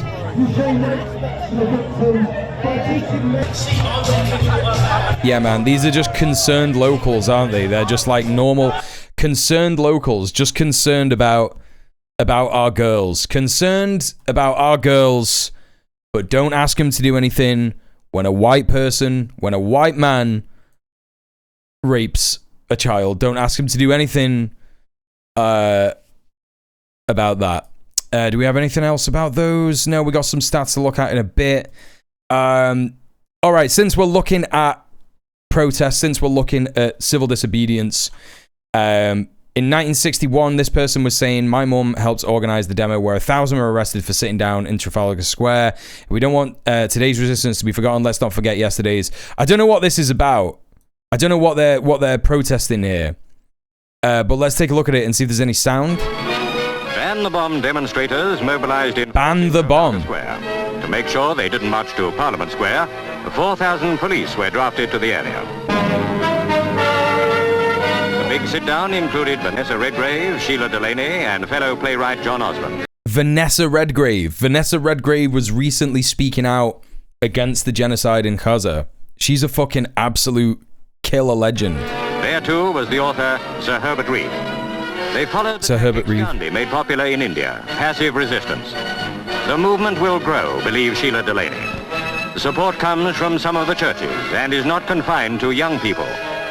On this occasion, the police were instructed to show no force, and complaints against them were few. They were lying even back in the day. They were just straight up lying to people's faces. They've had to change it a little bit nowadays. But, you know, this bit here where they're like, the police were shown to show no force. And everyone loved them, and it was a lovely day. They all had a cup of tea and a bagel. On this occasion, the police were instructed to show no force, and complaints against them were few. I don't think that's true, buddy. Based on what I'm seeing. That remains, perhaps rather comically.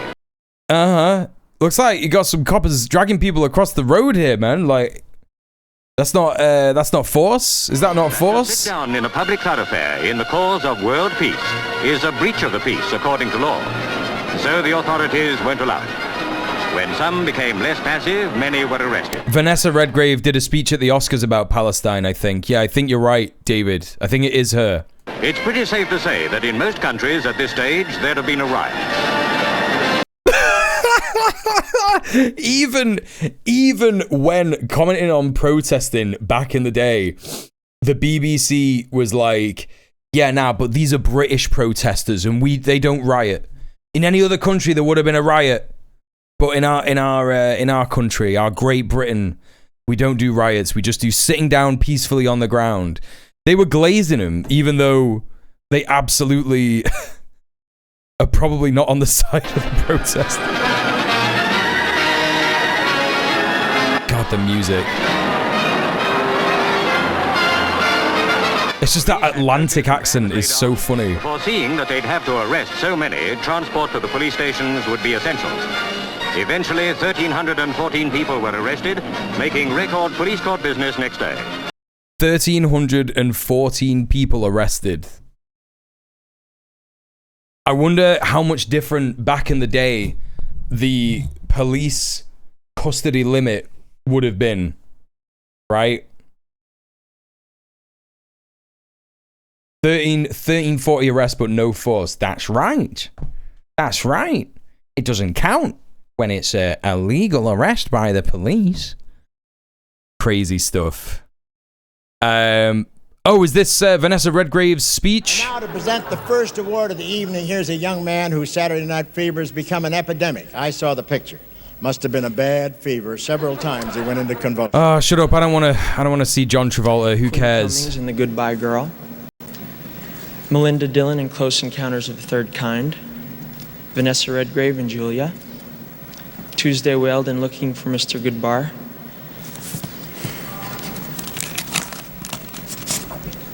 And the winner is Vanessa Redgrave and Julia.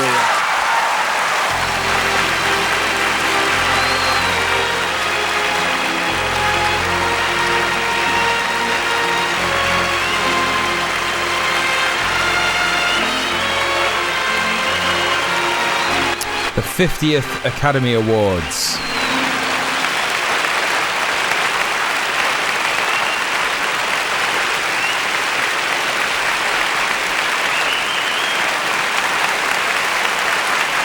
You ever see Yanks with Richard Gere? She was in that too.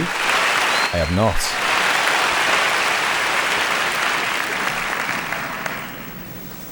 My dear colleagues, I thank you very, very much for this tribute to my work. I think that Jane Fonda and I have done the best work of our lives. And I think this was in part due to our director, Fred Zinnemann. What film was it? That she won the award for? And I also think it's in part because we believed and we believe in what we were expressing.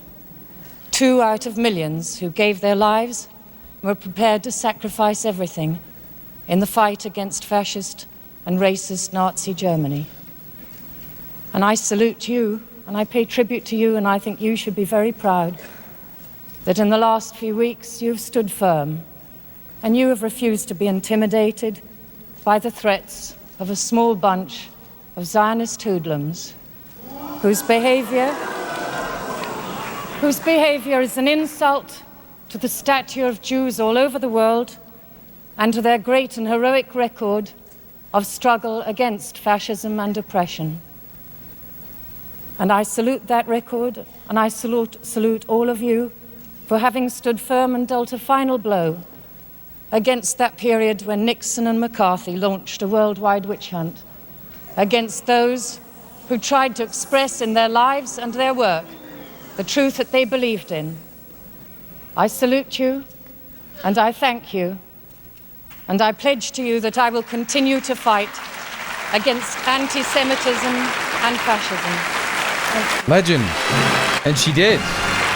She made that pledge back in the day, and she did. What a legend. Here she is. She's on 60 Minutes and shit. Probably talking about stuff like this and the movies that she's made.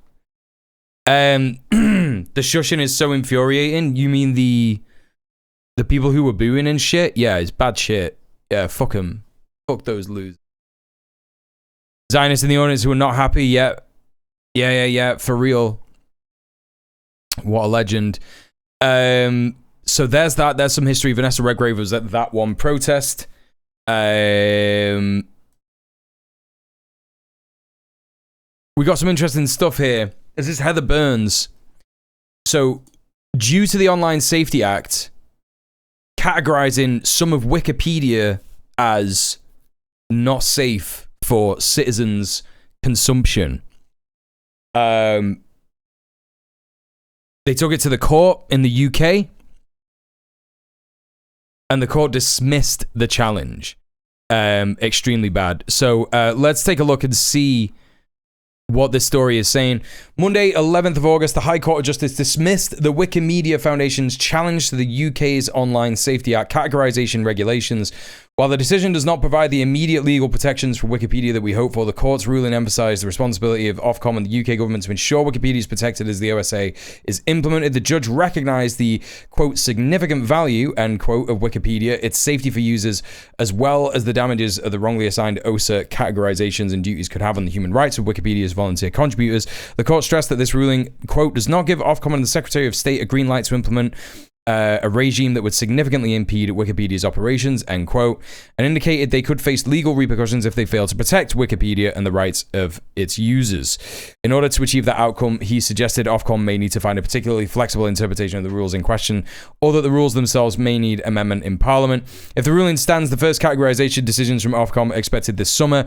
The Foundation will continue to seek solutions to protect Wikipedia and the rights of its users as the OSA continues to be implemented. So, yeah, I think it's not that it's being censored now, but it will be censored in the future. Starmer cosplaying Children of Men, so fucking bad.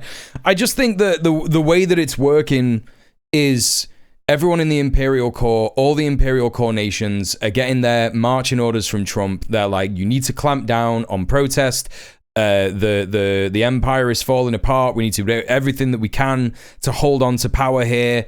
Socialism is getting a good rap again. We need to fight against it. They're scared. They're scared that the people are recognizing the contradictions more and more and more. And it'll just continue to happen. You know what I mean? It'll just continue to go that way. People can see this. It's not like people don't see this stuff. It's not like people don't see it and don't go, yeah, you're trying to just stop anyone from doing any research or having a look at anything, right? The last extant working example of what the internet should be in its entirety, right? Yeah. Of course, fascists want to control Wikipedia. Yeah, it's just wild. So there you go, some disturbing stuff. The last bit that we got here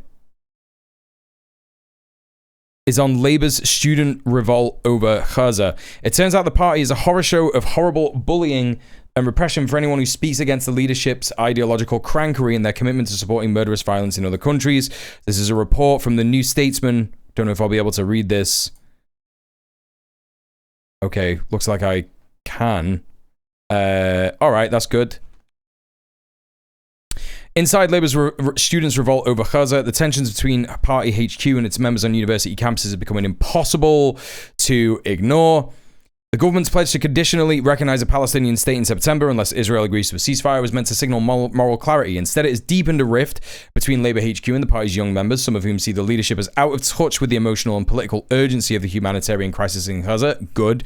For a number of these young members, the move was not read as a bold moral stance, but a delayed and insufficient provisional gesture in response to a crisis that demanded urgency months ago. This development was yet another pledge too little too late, a continued pattern of incoherent and reactive policy on Gaza. The result, youth membership has collapsed from 100,000 to just 30,000 under Starmer's leadership. That's 70%.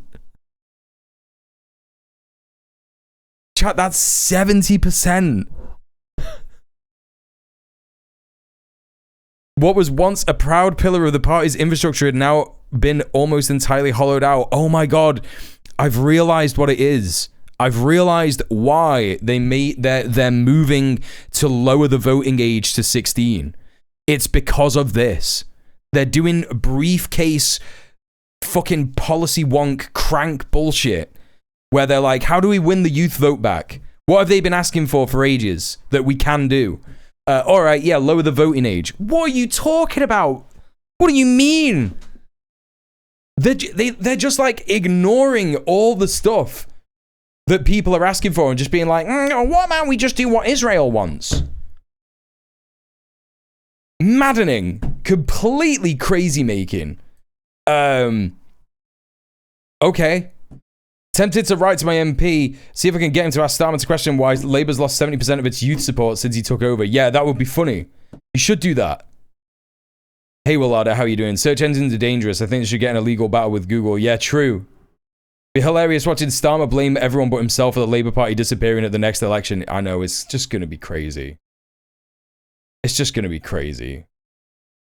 Days after the announcement of the Palestinian statehood, some of this frustration came to a head. Warwick Labour Club, long regarded as one of the most active and engaged in the country, publicly backed the resignation of a local councillor, Grace Lewis, who left the Labour Party in favour of Jeremy Corbyn and Zara Sultana's Your Party. In a resignation letter, Lewis accused Labour of being, quote, active participants in the genocide in Gaza. She's correct. Alongside explicit criticism of the party's welfare policy as a continuation of austerity and a comparison between the treatment of minorities by Labour and Reform. The party's response was swift. Warwick Labour was formally disaffiliated and quickly rebranded itself as the Warwick Labour Movement. Insane.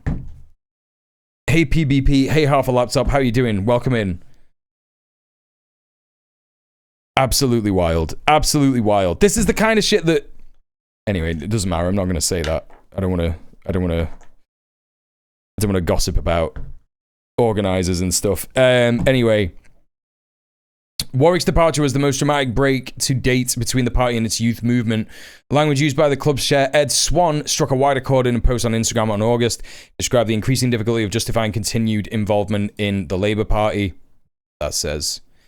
Statement from our chair. The society is delighted to support our former chair and now Westwood Councillor Grace Lewis in a decision to resign from the party. Yeah. Yeah, good. It's good that they did that. Since becoming chair of the society, it's been a constant battle to justify to my members and myself my involvement in the Labour Party. Yeah. Of course it has. Everybody should be thinking that. Everybody should be thinking about that and trying to figure out why it is they're still supporting this party. If you're still a Labour member, like, how are you going to save this with your membership? Are they letting you save it? Are they opening avenues for you to be able to save it? No? Well, fuck it off then. Hey, Carnos, how are you doing? Welcome in. Welcome in. So, yeah, I mean, you know, this person who's posting this is correct in what they're saying regarding the horror show of horrible bullying and repression. But, you know, we already kind of knew that, right, chat? We already kind of knew that that's what Labour is like. All right. Speaking of briefcase politics, we got Stats for Lefties here, who's a big fan of me on Twitter. Currently my biggest fan on Twitter, retweets me every now and then. She's a legend. Just because she liked my profile name, I think. I don't know. But here she says, projected outcome in David Lammy's seat. So, currently, the Labour vote is down by 24%, pretty much eaten up by your party. Green is down 1%, so the rest of the vote would probably be eaten up by Reform here. So, down 24%. A coalition, your party, Green Party candidate here, could remove David Lammy from his seat. That's what needs to happen. By the way, if you haven't already, if you're in the UK, there is still time to join the Green Party and vote for Zach Polanski as Green leader. He's a socialist, he's Jewish, he's anti-Zionist, he is pro-trans. There's not a lot of bad stuff to say about him. And he said that he would be open to working with your party and your party representatives, Jeremy Corbyn, Zara Sultana, and the other MPs have said that they would be open to working with the Green Party. So this is what we need in 2028. We need an eco-socialist party that is able to challenge this fucking government. It's the only way, right? It's the only fucking way. You know, it's the only option that would beat Reform. It just has to be said, right? That is if we're talking about electoral politics. Of course, don't focus on electoral politics. Organising, building dual power structures, extremely important as well. Here's some other stuff. How did each political party vote on the issue of prescribing Palestine action?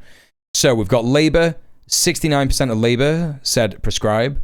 74% of the Conservatives said prescribe.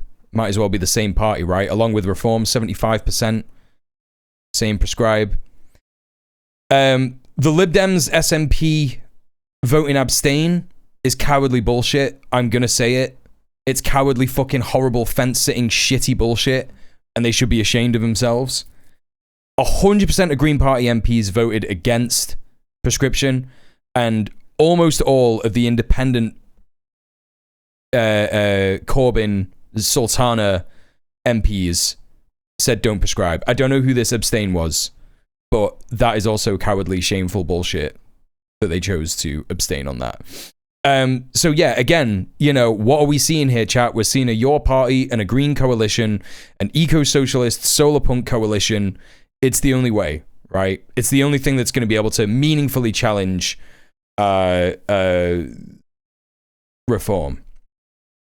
My universal credit job coach is a Lib Dem. He wears a pin. Just crazy. It's like one of the weirdest political cults in the entire world.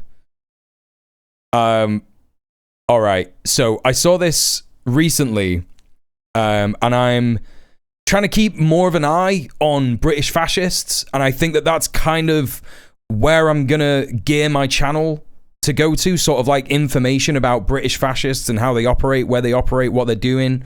You know, if they're not doing anything wrong, they shouldn't be ashamed. They should be able to say it out loud, right? And they often don't. So I think I'm gonna try and do a bit of work to try and uncover some of these guys in what they're doing, where they are, how they're operating and shit. So we got this one guy here, YouTube channel, English Refugee. A day out in San Cristobal with my sugar daddy. Is this like another homo fash guy? Like Hugh Anthony or whatever his fucking name is? How racism, in quotes, will save your child's life. So this guy has a channel called Not Today Satan and another channel called English Refugee Mental. Please report this YouTube racist. Please mass report the YouTube videos of Tom Greatorex on Not Today Satan channel, English Refugee channel on YouTube. He's an actual Nazi, Jew hater, and vile racist. He uses YouTube as an income stream as he's bumming around Central America. All right, chat. Well, we know what brain rot we're going to be looking at tomorrow. So let's get that. Let's get that in the bank, ready to go. Yeah. What's his name? English Refugee. Can you like? Yeah, there he is. Yeah, there he is. So we got that guy there. If Whitelandia is so great, why does he not stay here? Yeah, crazy that he's just like gone to South America. That's crazy. Why did he do that if England is so good? Let's have a look at this Not Today Satan channel. AI autocorrect, don't censor me. I can see that it says bastard. You wrote bastard. It's here. Are you on mobile, Sorka? Anyway, the other channel is Not Today Satan, right? Not Today Satan. Let's see if we can find that. Yeah, there he is. Am I lying about my past? Am I actually super rich? Oh, this is so fucking racist already. Englishman arrested for protecting people from naked ape. Okay. Oh, this is the guy. Right. This is the guy that fucking Bastani was glazing.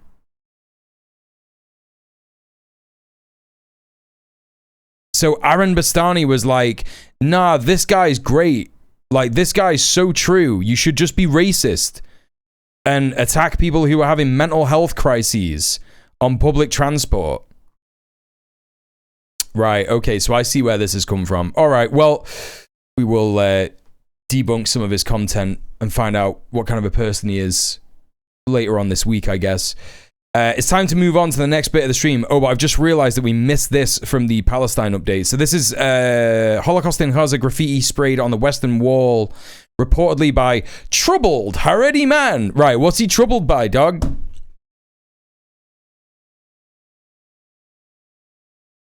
What's he troubled by? Officials and politicians across the aisle condemn the act. Judge reportedly orders the 27-year-old suspect, a resident in Jerusalem, hospitalized in a psychiatric ward. This is how Israeli people are treated if they dare to stand against what is going on in Gaza. This guy wrote some shit on a wall, right? He wrote some shit on a wall. It just says Holocaust in Gaza. Right? And what they did was they put him in a psychiatric ward. This is prison, by the way, chat. Psychiatric wards are prison. You can't just get out. You can't just be like, I'm well now, can I go home? You have to jump through so many hoops, and being in there makes your mental health worse, right? ACAB includes people who work in psychiatric hospitals. If you have the ability to detain and jail someone, whether it's in a psychiatric institution or if it's in a prison, you are a cop and you are a bastard, right? Yeah, I think he's probably troubled by the genocide. Yeah, the Times of Israel is obviously like horrific. Excuse me. I dare to bet in isolation, he's a risk to himself and a risk for others. As is is such a risk for himself and others. I'm not sure I understand what you said there, Wallada. Israeli officials and politicians expressed outrage on Monday after graffiti was sprayed on Jerusalem's Western Wall, reading in Hebrew, "There's a Holocaust in Gaza and children are dying of hunger." Yeah, cool. Like you know, outraged. They're outraged. It's like, what do you think? Anyway, whatever. We know that this is just like fascist bullshit, and it's just completely crazy making that this person would be put in prison for something like this, put in a psychiatric ward. It's like, oh, he's clearly going insane, right? He's clearly going insane, so we have to put him in a ward. Yeah, for like graffitiing true things that are happening. This is the delusional reality that Israel, so-called Israel, demands people live in, where it's like, no, there is nothing happening in Gaza. It's just a normal war. Don't worry about it. Anyway, we're moving on to the USA segment. We're moving on to the US news segment. This has been crazy news today. This is Donald Trump ordering the National Guard to Washington, D.C. This appears to have happened and made itself an issue by Trump essentially just saying, oh, you know that big balls guy from Doge? Well, he got beaten up by some horrible teenagers on Saturday this week or Friday last week or whatever. I think we covered it on the stream, right? I think someone said, I think it was Thursday. Excuse me. I think trans women gave me the it's so difficult when someone has a name in chat like trans women. Not every trans woman ever. The chatter called trans women gave me a link to, and we looked at it, and it was him on Truth Social. It was Trump on Truth Social saying, oh my God, there's so much crime in DC. Oh, it's terrible. It's horrible. It's horrible. Here is my take away from this. His response to one of the former members of Doge, Department of Government Efficiency, the guy literally called Big Balls. It's crazy. It, like, just me saying this is giving me psychic damage, but I have to say it because I'm reporting on stuff, right? Big Balls from Doge was attacked in Washington, D.C. by some people. They're framing it as he tried to stop a sexual assault from happening and then he got beat up. But the real reporting seems to be actually that he was being just proper racist and he got the shit kicked out of him for being racist. No, I think you're right, Irate Lump. That's my take. I think that that's what happened. And I think that Trump has used this as his Franz Ferdinand moment, right? You know, in World War I, there was the Franz Ferdinand moment when Archduke Franz Ferdinand got assassinated, and that kicked off a whole bunch of fascism going on all over the Balkans and everywhere, and yada yada yada. There was already fascism happening, but the people in Europe at the time used it as an excuse to just like go to war with everybody. He's waited for like a thing to happen where he can go, right, now is the time to do this thing, is what I'm saying. It was a bad analogy. It's not the same as Franz Ferdinand. You know what I'm trying to say. I think that Trump's whole game here, if he militarizes Washington, D.C., that does two things. It creates a zone from which he can build outwards, right? So from Washington, D.C., where's that? That's like near Virginia, West Virginia. And it gets bigger, it goes out, it takes over Boston, Pennsylvania, Philadelphia, New York, etc. It feels like a fascist, this is my land, staking of, you don't come here, this is where we rule, this is the base, the Baradur, you know, the fucking Reichstag in Nazi Germany. I mean, that is what it is, right? It's the White House, right? But we're fortifying it, you know? Literally, imagine telling someone 10 years ago, Trump deployed National Guard to DC because Big Balls from Doge got beat up. Insane. Yeah, so ICE gets to round up anyone in DC it wants to at any time. Right, exactly. That's what I think they're doing. We're not going to watch this whole hour-long press conference. He's not even there for the full hour anyway. He just fucking waltzes on and says shit. How long is he up there for? Okay, he's not even up there for fucking... Like, look at this, man. Highest office in the land, 10 minutes. Highest office in the land, 10 minutes. It's just, like, embarrassing. He's like, we do so much work here. We do so much good work. All right, he comes on a little later. And then goes for fucking half an hour. Fair enough, but, you know... Hey, Freund Blasi, why would he deploy the National Guard? Big Balls got attacked. Excuse me, who? Right, exactly. Welcome to the stream. How you doing? The attack on Big Balls' life has left him scarred and deformed. Yeah, I hope so. I hope so! I think he's a piece of shit.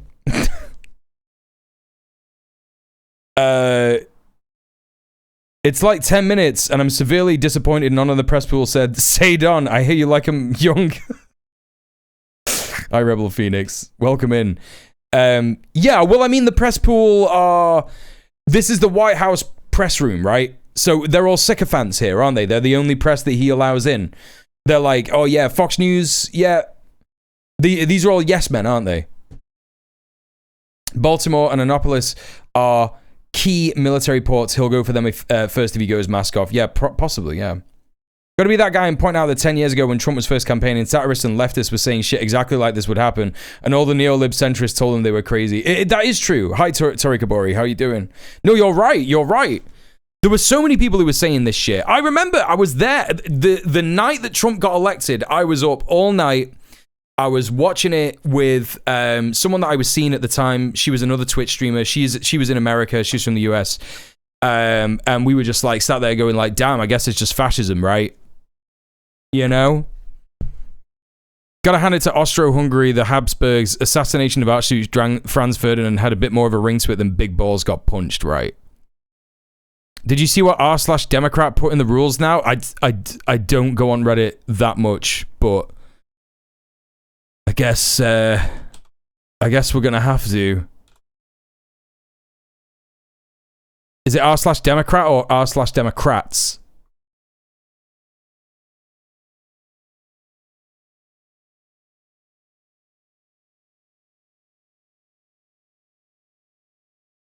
He kicked out the Associated Press for not going along with his Gulf America bullshit, so the reigning journalists learn to be compliant. Yeah, that's right. No Dem socialists. No talking about socialism. No independence. Wait, what? Let me find this. Oh my god, you're right. No posts. Oh, this is crazy. This is crazy.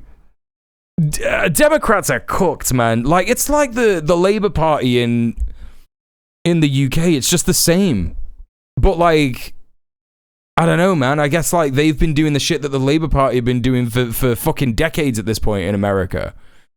You're about to go get banned from r/Democrats.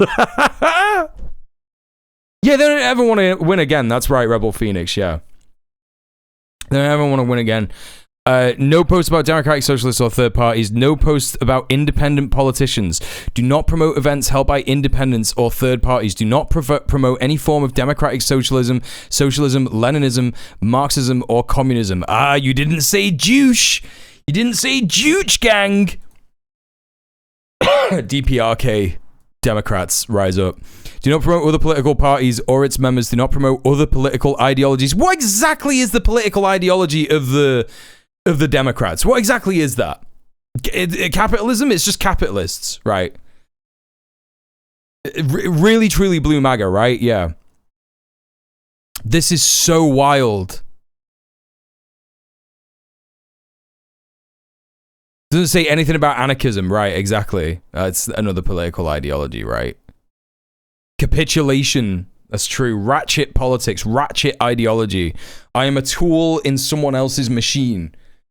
Users that participate in a brigade. Sure, that's just brigading. That's normal Reddit stuff. Oh, man, that's wild. Right, well, let's just hear what Danny's got to say. Let's hear what he's got to say. Wow. I've been up here a lot. I've never seen a crowd like this.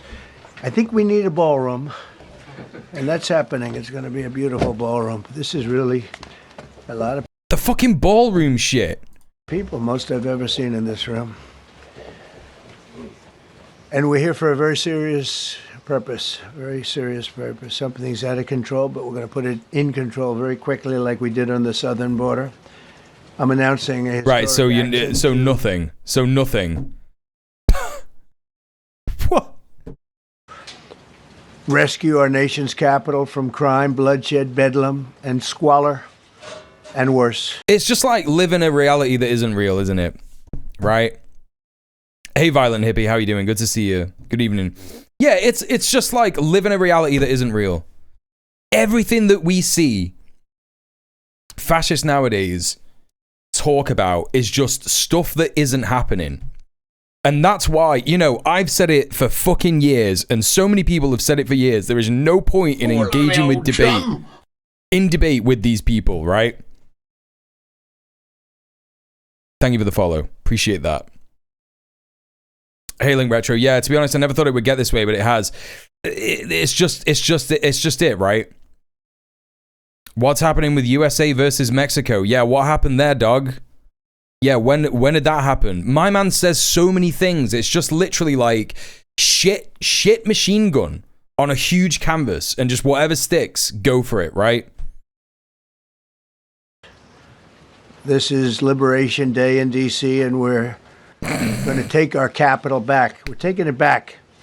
It's opposite Under day, the dude. authorities vested in me as the president. We're getting the National Guard into DC because one guy that I like got beat up.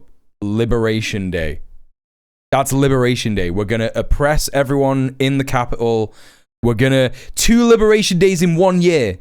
2 in 1 year. President of the United States, I'm officially invoking Section 740 of the District of Columbia Home Rule Act. He can't even speak. That is, and placing the D.C. Metropolitan Police Department under direct... Yeah, you're right, Freund Blazzy, yeah. Hey, Alejandro, how you doing? That will be directly involved with that. Did you know this man is a believer of battery theory? Like, exercise is bad because you have a finite amount of heartbeats.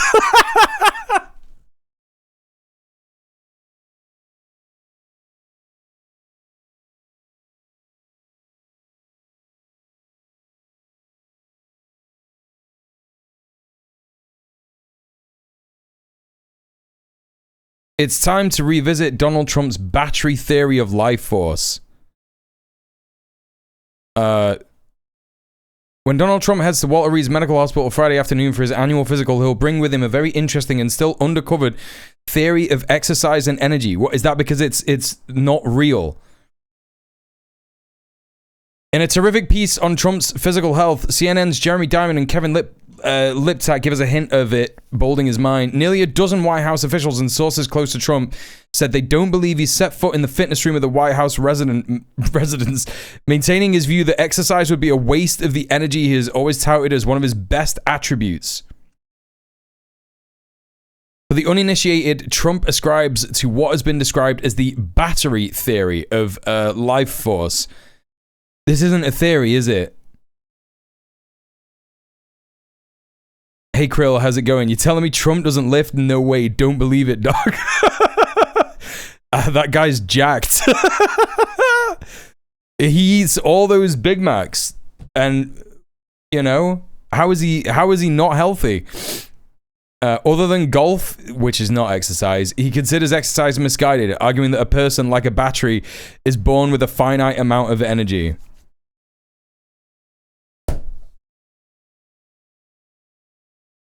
Okay, man. That's cool. That's definitely science in it. That's definitely real stuff. Very good people, but they're tough, and they know what's happening. They've done it before. In addition, I'm deploying just the saying National anything, isn't Guard it? to help reestablish law, order, and public safety in Washington, D.C., and they're going to be allowed to do their job properly. And you people are victims of it, too. You know, you're reporters, and I understand a lot of you tend to be on the liberal side, but you don't want to get mugged and raped and shot and killed. And you all know people and friends of yours that happened. And what are you talking about? So you can be anything you want, but you want to have safety. It's just like you all know someone who's been killed. And it's like, I know it's bad in America, but it's not that bad. Streets, you want to be able to leave your apartment. He's thinking about rape a lot. And feel safe and go into a store to buy a newspaper or buy something.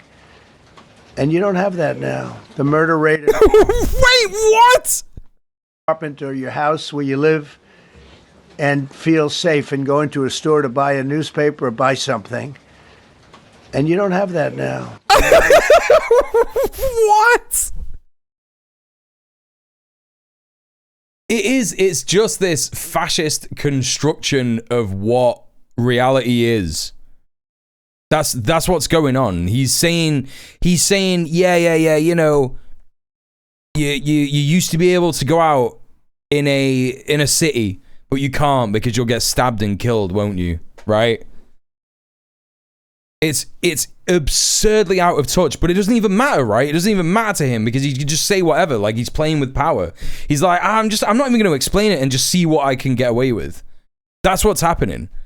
You know, he's got his plan and he's just decided, right, time to lie. I'm going to be lazy about lying as well. I'm not even really going to lie that much, right? Death Wish movie brain, right? In Washington today is higher than that of Bogota, Colombia. No, what do you mean? What are you talking about? Mexico City. Wait, hang on a minute. The places that you hear about as being the worst places on earth, much higher. This is much higher. Here's the thing, chat. Do you know what Colombia has had for like some time? It's called social safety nets.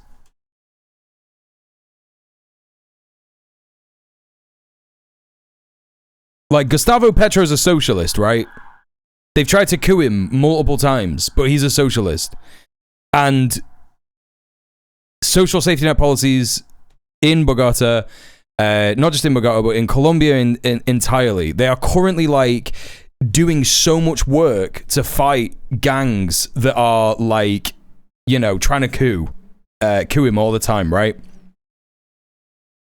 And it very well may be true that Mexico City, I know that Mexico City under Scheinbaum, the murder rate has fallen because she's a socialist and there are social safety net policies in Mexico now, which are making it better for people. And you know, there's more mental health support, there's more health support, yada yada yada.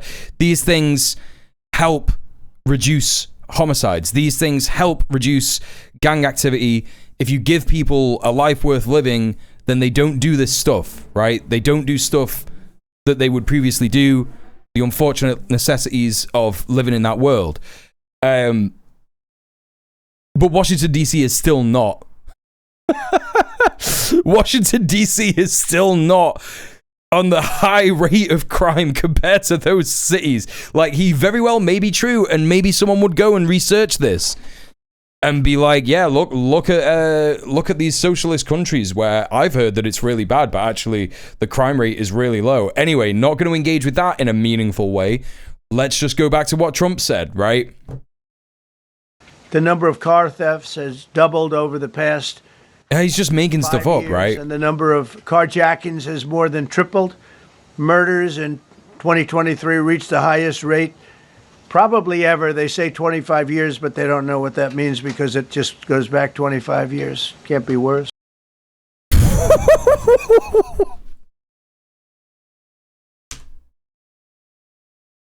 The highest rate probably ever. They say 25 years, but that doesn't mean anything because what does that mean? 25 years ago, it can't be worse. 25 years, but they don't know what that means because it just goes back 25 years. Can't be worse. Our capital city has been overtaken by It can't be worse. What do you mean? violent gangs and bloodthirsty Yeah, there's lots of crimes against humanity being committed in this room, right? criminals, roving mobs of wild youth, drugged out maniacs and homeless people. He's just doing Reagan shit. This is just Reagan shit. Take it. Yeah, just like we did on our southern border. Nobody comes through our southern border anymore. 3 months. That's not true. It's so untrue. We had zero. I don't know if that's right, but I don't know if it's right. It doesn't matter. It doesn't matter. It doesn't matter. Just whatever you want. People that whatever you want. It's a very liberal group of people, actually, and they actually said zero for the last 3 months. Nobody thought a thing like that was possible. And no, I don't know if it's Timu Reagan. I think it's Giga Reagan because this is what Reagan wanted to do, but it was just not in the social manufacturing of consent that existed in America in the 80s, right? Like people weren't primed enough for that shit back then. Now they are because of Reaganism, right? Because of Reaganomics and shit. Like all of this guy's base are people who were enabled by Reaganomics, right? You know, when you say take a look at numbers, I just saw some. It will be homeless people, right? Because that's what he did. He ordered homeless people out of DC, didn't he? Charts. These are different cities throughout the world. Red is okay. The red is what? What? Look at numbers. I just saw some charts. These are different cities throughout the world. Red is okay. The red is a place called Washington, D.C. Look at these. Baghdad is, we doubled up on Baghdad. It's just not, it's like not true. Like Brasilia, San Jose, Costa Rica. Yeah, man. I'm so certain that Baghdad, that is currently completely at the behest of capitalism, neoliberalism, all that shit. I'm so certain that Washington DC has got a higher crime rate. Even if it has got a higher crime rate, this is the fucking bullshit about this, right? This is the bullshit, right? Who cares if Baghdad has got a higher crime rate than Washington DC? It doesn't matter. Like, it's all nonsense. They drag you into a fucking a thought exercise like this, where they're like, yeah, well, think about all the crime in Baghdad. Think about all the crime in Baghdad, and we've got more. And it's like, I don't know, man. Maybe it's for the people of Baghdad to sort out their crime issue, and maybe it's for the people of Washington DC to sort out their crime issue, not you, right? You know what I mean? Bogota, Colombia, heavy drugs. No crime in Antarctica. City, interesting, isn't it, folks? Peru. All be so interesting when he's gone. Who the fuck is going to succeed him as a figurehead? I think he'll just persist as AI. I think that they'll just deep fake him. I think that that's the future of America. Deep fake president. Live in places like that. It's just like smashing the mic. Mexico City, I mentioned. Lima, Peru.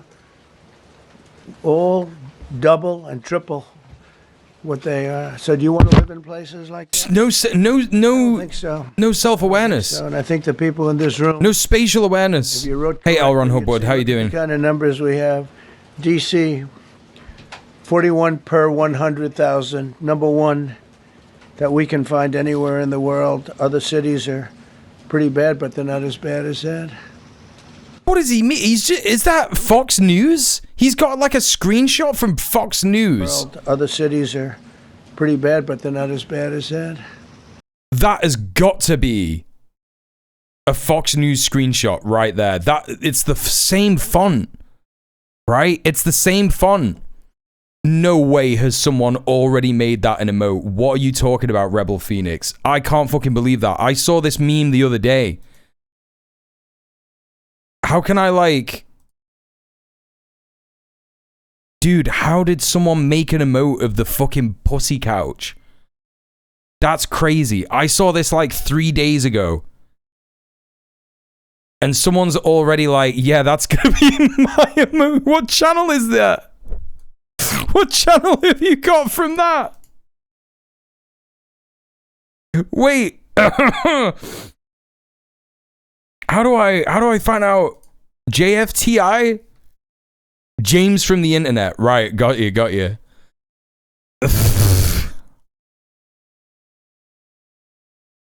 Insane. Okay. Chatters be working.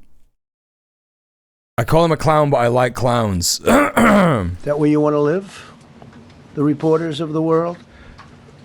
Juvenile offenders and crimes against persons, as they say. It's getting worse. Not getting better, it's getting worse. And we had a recent indication. There was a story about a man who was... Hey, Naptaker, how you doing? Quit because... What's the context behind Pussy Couch? It's just that JD Vance has been accused of fucking a couch or something. And someone found this... Oh, where did it go? Someone found this. Oh, he admitted to fucking a couch. Someone saw an image of this couch. It just looks like it has vaginas on it, right? It just looks like it's got fannies on it. And someone was like, this is JD Vance's couch, right? Hey, Lorcan, how are you doing? Good to see you. Has to do phony numbers on crime. And we're going to look into that. I think Pam is going to be looking into that. Phony numbers on the city, I guess. Crime? We don't want to show the real numbers. Let me do numbers so it looks like it's going down. Not going down. And under Biden, it was a disaster. And nobody did anything about it. We're going to do things so about fussy. it like you wouldn't believe. Every American has a constitutional right to be able to access and petition Peter their Thiel's government. casting and couch. safety, and Oh my countless god, federal wieners. officials and employees What the likewise hell? have the right to carry out their jobs in peace without being shot. As you know, I lost a very good person a while ago, was shot waiting for his wife. He was in the car. They robbed his car. They shot him. They killed him like it was nothing to it. Let me just run that one past me again, Chief. The right to carry out their jobs in peace without being shot. As you know, I lost a very good person a while ago, was shot waiting for his wife. He was in the car. They robbed his car. They shot him. They killed him like it was nothing to it. She was walking to the car. It's a horror show. This issue directly impacts the functioning of the federal. Chris0 says, hey, right-winger here. How do you become Antifa, communist, LGBTQ 123, and ADHD queer as well? Seems like a lot of groups that are quite different. What are you talking about, man? Being anti-fascist basically means you're not a fascist. That's how you're an anti-fascist. Being a communist means that you believe that everyone should have food, healthcare, rights, housing. You know, these are just ideologies. ADHD is a medical condition, and you're just born queer. So next question. Federal government and is a threat. How do you become those things? I don't know, dude. It's called being a person. To America, really, it's a threat to our country. We have other cities also that are bad, very bad. You look at. He's whining about the insurance CEO, right? Yeah. Horror show. This issue directly impacts the functioning of the federal government and is a threat to America. Really, it's a threat to our country. We have other cities also that are bad, very bad. You look at Chicago, how bad it is. You look at Los Angeles, how bad it is. We have other cities that are very bad. New York has a problem. Hey, Raven, how are you? You have, of course, Baltimore and Oakland. We don't even mention that anymore. They're so far gone. We're not going to let it happen. We're not going to lose our cities over. It's like he's on Valium, isn't it? And this will go further. We're starting very strongly with DC, and we're going to clean it up real quick, very quickly, as they say. Yeah, his fucking life battery's on low. Like, what's going on? Days ago, a former member of the Doge staff was savagely beaten by a band of roving thugs after defending a young woman from an attempted carjacking. Just like none of that is true. None of that is true at all. He was left dripping in blood. He thought he was dead, with a broken nose and concussion. Can't believe that he's alive. He can't believe it. In June, a 21-year-old congressional intern. I mean, I'd love to be like, oh, nah, he's exaggerating, but, you know, fascists will often be like, damn, lucky that I didn't die, because, you know, most people would fucking murder a fascist, actually, right? Was tragically killed after being hit by a stray bullet in a drive-by shooting.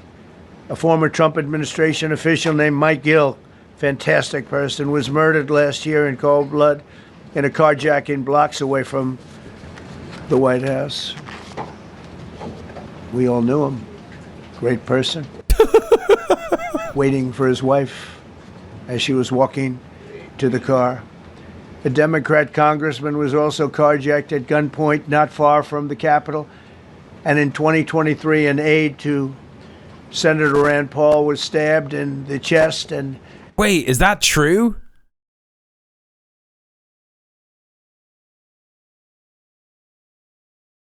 Why does he care about Rand Paul all of a sudden? Doesn't he hate Rand Paul? Near fatal DC attack. Nearly killed in a random attack in DC. I don't know, man. I don't think this is new. Is this new news? He could have been the. Oh, shut up, dude. I'm not fucking paying for this shit. Wait, no, this is from May. This is from March in 2023. He can use Rand Paul in this moment. Right, exactly. I remember Senator Rand Paul's staff was stabbed and critically wounded in Washington on Saturday in an attack that is likely to raise fears about violence in the nation's capital.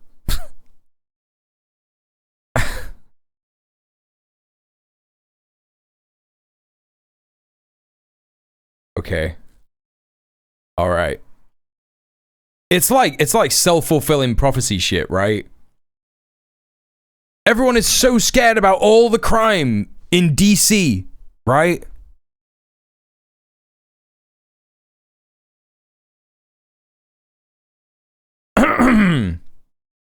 I have a genuine question about your tags. How do anarchism and communism align?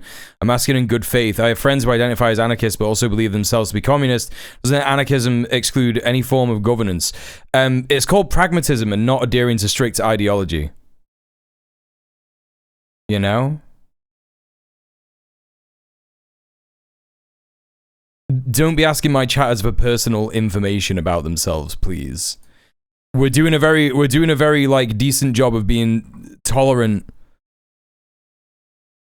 of you asking questions and shit. And if you do want to learn, if you do genuinely want to learn about our ideology and what we believe, if you stay here and you respect the rules, you will, you know, learn shit if that is what you truly want. But if you don't, if you're just here to, you know, try and find out information about my chatters, I will just ban you. I will just ban you.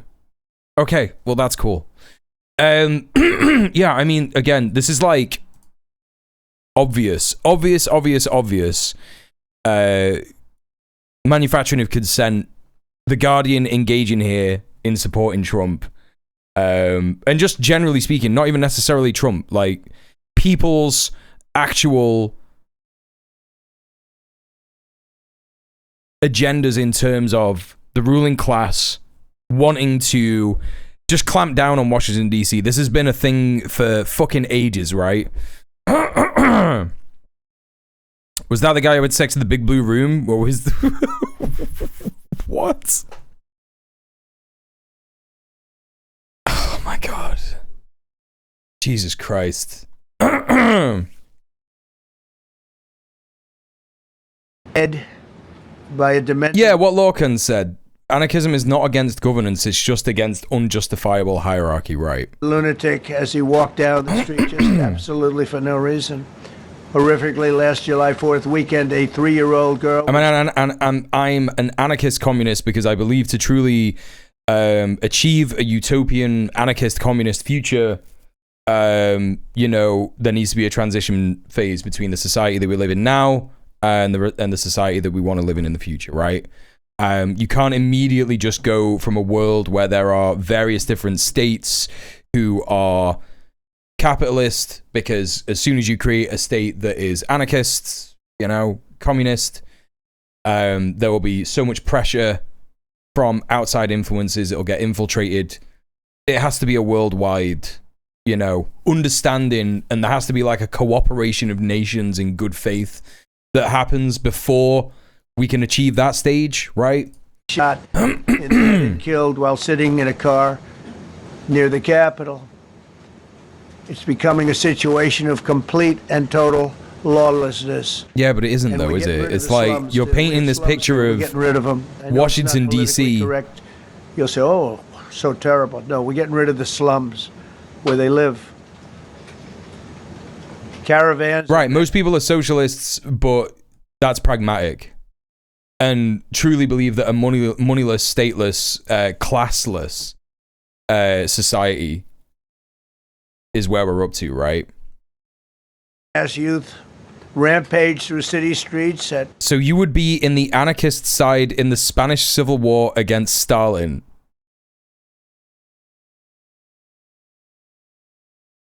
Stalin, famed ruler of Spain. What are you talking about, dude? What do you mean? All times of the day. ATVs, motorbikes, they travel pretty well. Now under emergency curfews. Just this past weekend, gunfire. Are you not aware of that? What are you talking about? I saw it this morning. They saw that they fought back against. See, they fight back until you knock the hell out of them, because it's the Spanish Civil War. Yeah, you mean the Spanish Civil War in between Franco, the fascist, and the people of Spain who did not want Franco to be a fascist leader. You mean that one, right? That's the one that you're referring to. You understand, but they fought back against. Don't know what Stalin's got to do with that, dude. And they're not going to be fighting back long because. Remember when Genghis Khan fought in the Waffen? Told them whatever happened, you know, they love to spit in the face of the police as the police are standing up there in uniform. There was Stalinists and anarchists. What do you mean? Orwell. You're talking about the communists and the anarchists. You're talking about a communist and anarchist coalition that fought against fascism in Spain. That's what you're talking about. And they're screaming at him an inch away from their face. And if they were Stalinists, they're just communists who read Stalin's books. It's not Stalin himself leading the army. He was in fucking Russia. And then they like, what are you talking about? Face, he was in Russia doing the revolution with fucking Lenin. You tell them, you spit and we hit.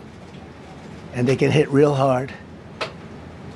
It's a disgusting thing. I've watched that for years. What is he talking about? You spit, we hit. In uniform, they're standing, and they're screaming at him an inch away from. You don't know the history, then? Yeah, man. Yeah, okay, man. In their face. Yeah, I don't know history. It's me that doesn't know history. It's not you. It's me that doesn't know history. It's not you, Chris. You spit, and we hit, and they can hit real hard. It's a disgusting thing. I've watched that for years, for 3-4 years. I've watched them. The police are standing, and they're told, don't do anything under any search. So and you can see they want to get at it. And they're standing there and spitting in their face, and they're not allowed to do anything. But now they are allowed. What do you mean? Whatever the hell. You know what this is reminiscent of, right? You know what this is reminiscent of? It's reminiscent of last week when we saw the new minister, the Justice Advisor for Reform UK, where she was saying, yeah, under Reform, we will just have prisoners in their cells all day, only allowed out for an hour. We're going to make all these changes. We're going to do all these changes and make all this proper, you know, punishment for prisoners. And it's like, yeah, that already exists. You're talking about a thing that already exists. And Trump is sat here being like, oh, police officers, they're not allowed to do anything. They're not allowed to, if someone spits at you, you just, you know, you just have to take it. But now they can do whatever they want. No, what are you talking about? Cops can do whatever the fuck they want. Nonsense. Fucking nonsense. This dire public safety crisis stems directly from the abject failures of the city's local leadership. The radical left city council adopted no cash bail. By the way, every place in the country where you have no cash bail is a disaster. That's what started the problem in New York, and they don't change it. They don't want to change it. That's what started it in Chicago. That's what started the problem. You heard it here first, folks. Crime, the problem of high crime rates, cash bail. That's the problem. That's the problem. Nothing to do with the police over-criminalizing black areas. It's nothing to do with that. I mean, bad politicians started it, bad leadership started it, but that was the one thing that's central, no cash bail. Somebody murders somebody and they're out on no cash bail before the day is out. Remember when the NYPD went on strike and crime went down? Right. We're going to change the statute. Crazy. With Pam and Todd and everybody, we're going to change the statute, and I'm going to have to get the Republicans to vote because the Democrats are weak on crime. Totally weak on crime. Yeah, man. They're so weak on crime. They didn't punish any peaceful protesters. They didn't deport anyone. They didn't do any of the things that they actually did. They're so weak on crime, bro. You're right. You're so right. They want to stop. Thank you for the follow. They get mugged too. They're going to change the statute. Yeah, they're going to do that. Bail. We're going to change the statute and get rid of some of the other things. And we'll count on the Republicans in Congress and Senate. Yeah, sounds like a solid plan, Mr. President. We don't have a big majority, but we've gotten everything, including the great, big, beautiful bill. Got that done, and that's one of the greatest things that's ever happened to people in this country. They're starting to figure it out, how good it is. Biggest tax cut in history. So many things. But we'll be able to get that done. So, Todd, if you and Pam can draw up things working with the people, I'll get it passed. We'll get it passed with the Republicans. Probably won't get, think of this, probably won't get one Democrat vote because they have no idea what they're doing.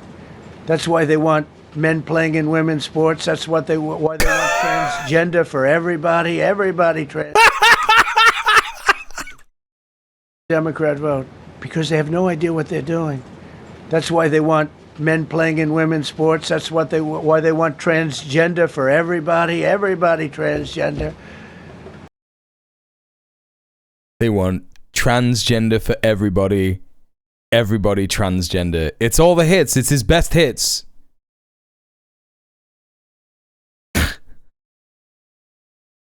No, his hair is looking pretty grey. That's true. Yeah, they figured us out, man. They figured us out.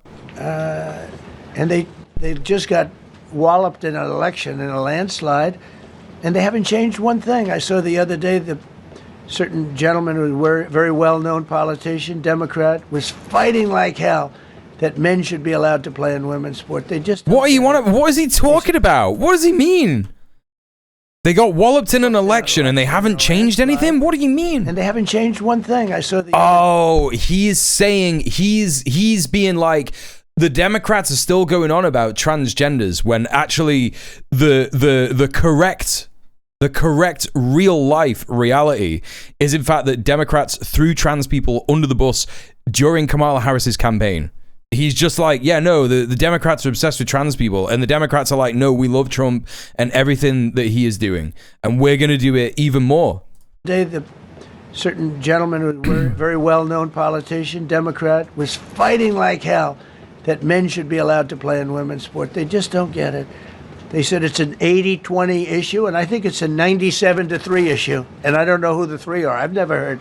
I'm not going to diss Trump for his hair. I'm a slapper that won't own up to. There's a difference between being a cool person who's going bald and just like a fucking loser. Right? You have to let men play in women's sports. You have to do it, sir. Nobody's ever approached me. I don't know where this issue even comes from. Never seen anything like it. But they turned it's so crazy. The Democrats are just doing all this stuff that they're not doing. Capital into a sanctuary jurisdiction. That's the other thing. We have to get rid of sanctuary cities as quickly as possible. We're going to do it too. We have to. Okay. Right. Uh-huh. I see where it's all rounding up, right? He's making DC an outpost where he can be like, right, this is the fucking... If it's the capital city, it's going to be the reinforced capital city. We're going to have the fucking military here. You know, every single time we hear of a city or a state that is passing laws to protect immigrants, National Guard. Everyone has to sit there pretending that this is normal, that this is a normal person saying normal things and behaving in normal ways. Yeah, here's the thing. You don't have to sit there and pretend that this is normal and it's fine. You don't have to do that. Right? You don't have to do that. Because it's sanctuary for criminals. Releasing illegal alien gang members onto the streets in 2022, nearly 70% of criminals arrested in Washington. Just nonsense shit. Nonsense shit. That's not going to happen with the group we have standing aside and standing behind me. And at the Metropolitan Police Department, it's now reached a small number relatively compared to what it was, but it's thousands of people. You know, we have thousands of police. I was told today, sir, they want more police. I heard a number, 3,500 police. That's a lot of police. 3,500. I thought they were going to say, we only have 30 policemen or women. He said, we have 3,000. He's so fucking zesty about this particular issue. 500. We need more. You don't need more. That's so many. I never heard. That's like an army. How could you need more than 3,000? It just happened 2 minutes ago. Sir, they've requested more police. Oh, what do they have? I got a pop-up from Twitch asking if I really wanted to send this. Wait, what? DC is a haven for criminals, all right. There's a pedo speaking at the White House press room on screen right now. I mean...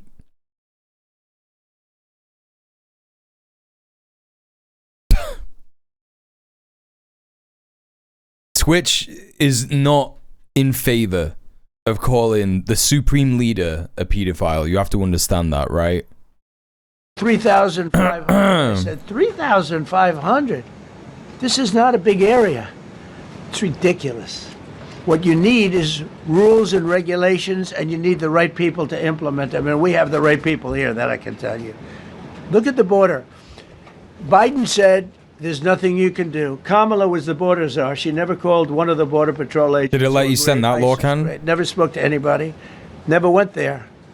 But she was the border czar. And everybody said it was impossible to fix. I fixed it in 3 months. No, really. I fixed it the first week. But really, all right. Let's try and be as respectful as possible as we can to our little guest this evening, who's just asking questions because so far he is not breaking the rules. And if he does want to know about this stuff, chat, it is entirely up to you to engage with him or not. You don't have to. You could just ignore him. Couple of months. It's not, and I mean, literally to a point. It's not an obligation to engage with someone like that if it's stressing you out, right? In the last 90 days, pretty amazing. It's time for dramatic action. We're going to do the same thing over here. It's going to be a very safe city very soon. We're not looking to take years, because a lot of people die in years, and we've got incredible people in this country. Except we have to allow them to do their job.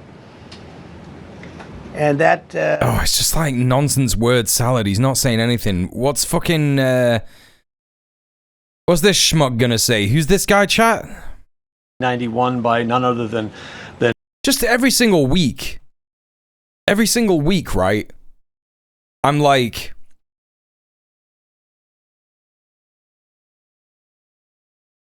wow. A new person who looks like a Skeksis. Just like the most Burgum. What, Burgum? What's his full name? Something Burgum? Mr. Burgum? Imagine being called Mr. Burgum. President George Washington. They've got the awesome responsibility of protecting our nation's most sacred monuments. The National Mall, Washington. Dick Tracy villain. Exactly, that's what I'm saying. Statue Doug of Liberty, Burgum. West, Doug Burgum? Doug Burgum. That's this guy's name. Doug Burgum. Doug Burgum.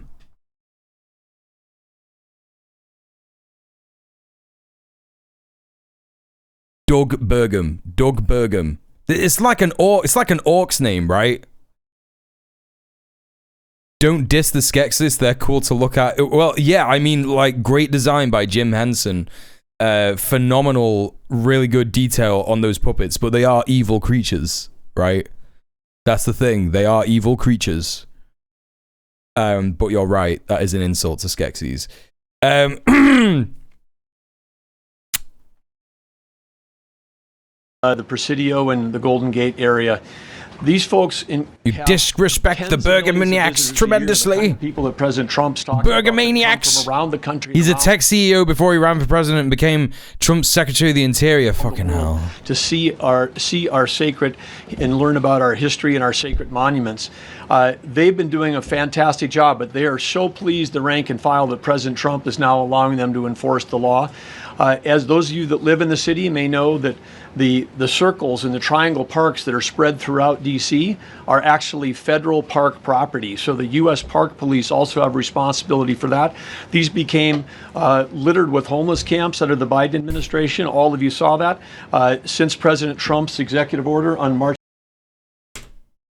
that are spread throughout D.C. are actually federal park property. So the U.S. Park Police also have responsibility for that.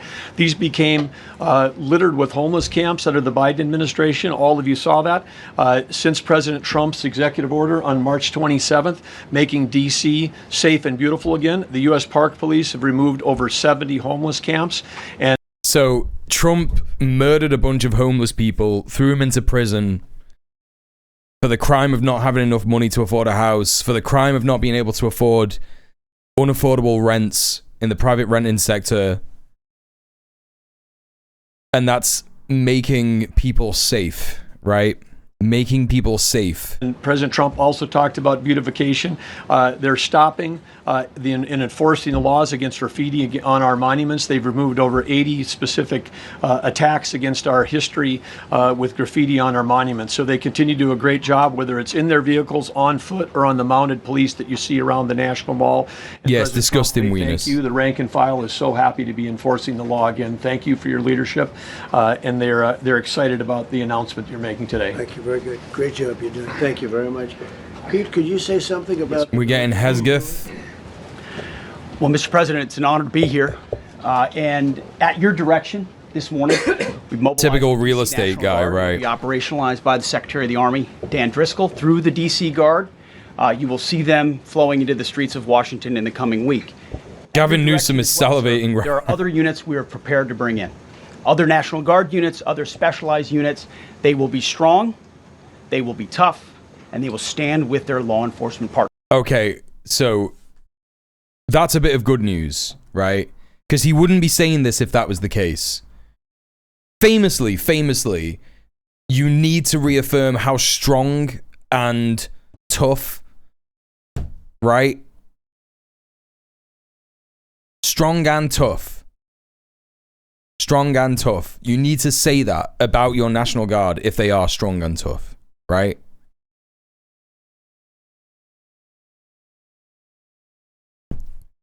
This is nothing new for DOD. As the president noted, at the border, we've got 10,000 troops down there who've been operating in defense cooperation areas, defense zones, where there's zero illegal crossings because of troops on strikers scanning the border. We've been protecting other people's borders for 20 years. It's about time we protect our own. And we're working with ICE and CBP. In Los Angeles, we did the same thing, working with the California National Guard, working with ICE officers. ICE officers deserve to do their job and not be attacked. We will work alongside all D.C. police and federal law enforcement to ensure this city is safe, this city is beautiful. And as I always say about President Trump to the troops, he has their back. And my message to the National Guard and federal law enforcement in Washington is, we have your back as well. Be tough, be strong, we're right behind you. Thank you, Mr. President. I'm going to ask Pam, because she's now, as you heard me say, she's really in charge of a lot of what we're talking about. She's done an incredible job. People are going to start to see the fruits of her labor. And Pam, maybe you could say a few words about what we're talking about here. Sure, President. Let me be crystal clear. Crime in D.C. is ending and ending today. We are going to use every power we have to fight criminals here. President, thank you for caring about our capital. I know that you ain't being fucking serious. I know you ain't being fucking serious here. Jewish people, refugees from Russia to Palestine. I know you ain't being... Get out of here, man. Families come here every summer. Our museum... No one who talks about that specific talking point it is like genuinely referencing actual anti-Semitism. It's just simply not true. Museums are free. Sorry. We have the National Zoo. Sorry. We have the National Gallery. Some people would have maybe said ban a while ago. It should be a place where everyone can come and feel safe. Behind me and to my side, man. We have some of the best career law enforcement and it's gonna be a kid, right? That guy's gonna be a kid. Like, that's why I gave him a chance. It's like, you know, literally saying, I'm surprised that he stuck around after he was like, would you have fought against Stalin in the Spanish Civil War? I'm impressed he stuck around after that.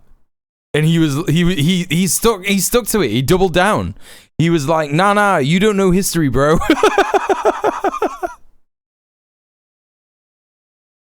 You don't know history, bro. Yeah, man, that's me that doesn't know history. What did he say? He said, how can you be an anarchist, communist, LGBT 123? And I was like, yeah, because I'm just a person. These are just like parts of my humanity. Parts of my belief system, parts of who I am as a person, right? And then he was like, right, so you're an anarchist, so would you have fought against Stalin in the Spanish Civil War? Prosecutors in the country. Mentioning Spain without talking about Franco. Interesting new tactic. Interesting new tactic. Are ready to take this on. Franco wasn't real, actually. It was just Stalin in a disguise. The president said Terry Cole is going to be supervising the Metro Police Department. Look, the way that I do things nowadays, chat, is that if someone isn't immediately coming in and saying the most heinous shit, like horrible stuff, I knew as soon as it veered into like immigration and asking questions about Palestine and then flipping it to like, oh, so the Jewish refugees should be allowed in Palestine. And yeah, he's not asking that in good faith. It's so obvious, right? You didn't answer his question though. Would you fight Stalin in Spain like 1v1? Yeah, sure, man. I'd beat the shit out of him. Gaddy Saralta, sure, man. Our U.S. Marshal, is going to be supervising 5 rounds Muay Thai. This motherfucker's never kicked anything in his life. Our Deputy Attorney General Todd Blanche and I. But that's how I feel it goes, right? Like, if you're a troll and you're saying silly billy things like Stalin, would you have fought Stalin in the Spanish Civil War? Like, he's not saying anything more offensive. I'm not, you know, to a point. I'm gonna let him just like say stuff or whatever. In future chat, you don't have to engage if you don't want. If it stresses you out, just leave him to it. I'd rather he focused on me, right? I'd rather him get mad at me. And you will make people madder if you ignore him as well. Like, I'm not saying you have to. You could do whatever you like. Do you know what I mean? Like, but yeah, it's whatever. We'll be working with them closely. Yeah, that's how you do it, right? You know what I mean? Director Kash Patel. Kash is going to talk to you in a minute about what we did in Virginia recently with Governor Youngkin. I doubt you, Mr. Streamer. You would go down second round against his stash. Successful. Yeah, true, actually. Not only that, our secret weapon here in D.C. is U.S. Attorney Jeanine Pirro. Stalin was, no, that's the joke. Stalin was extremely active and did a bunch of exercise, right? Like, that was his whole shtick. Like, Lenin was in, you know, in exile, writing letters to people. And Stalin was like, yeah, he was a militia leader and he robbed banks to fund the revolution, which is just like insane Chad behavior. As prosecutors and a former completely judge, mental Chad behavior. Is going to be talking about juvenile crime, how it's it may be a fair fight. No, I am so out of shape. I am so deathly, completely out of shape. I'm absolutely convinced that the reason that my new video is not performing as well as some of my other videos is because I look like shit in it. Like, I've been eating poorly, I've not been exercising, and you could just see all of my fucking, like, horrible face. Like, it just looks disgusting, and I just think that as soon as people see that, they're just like, yeah, I don't want to watch this. I'm just convinced of it. What she's going to do to fight back. No more crime rampant in our beautiful capital. Why fight when you can just socialist fraternal kiss, though? Yeah, that's true. To death. No more of that. No more drive-bys. We're going to do everything we can. Isn't it like he's holding in this? What is this, Raven Payne? ATF Director Driscoll and Commander of the Army. We're going to all work together. Glyvix TV said, I thought your new video was lovely for the record. Thank you very much. I appreciate that. One person in this room. We're going to make DC beautiful. We're going to make Pope 2023. Hello. This is a waste of money and a scam. Yeah, you're right. DC safe again. One other thing, just what the fuck is going on here? What the fuck is going on here?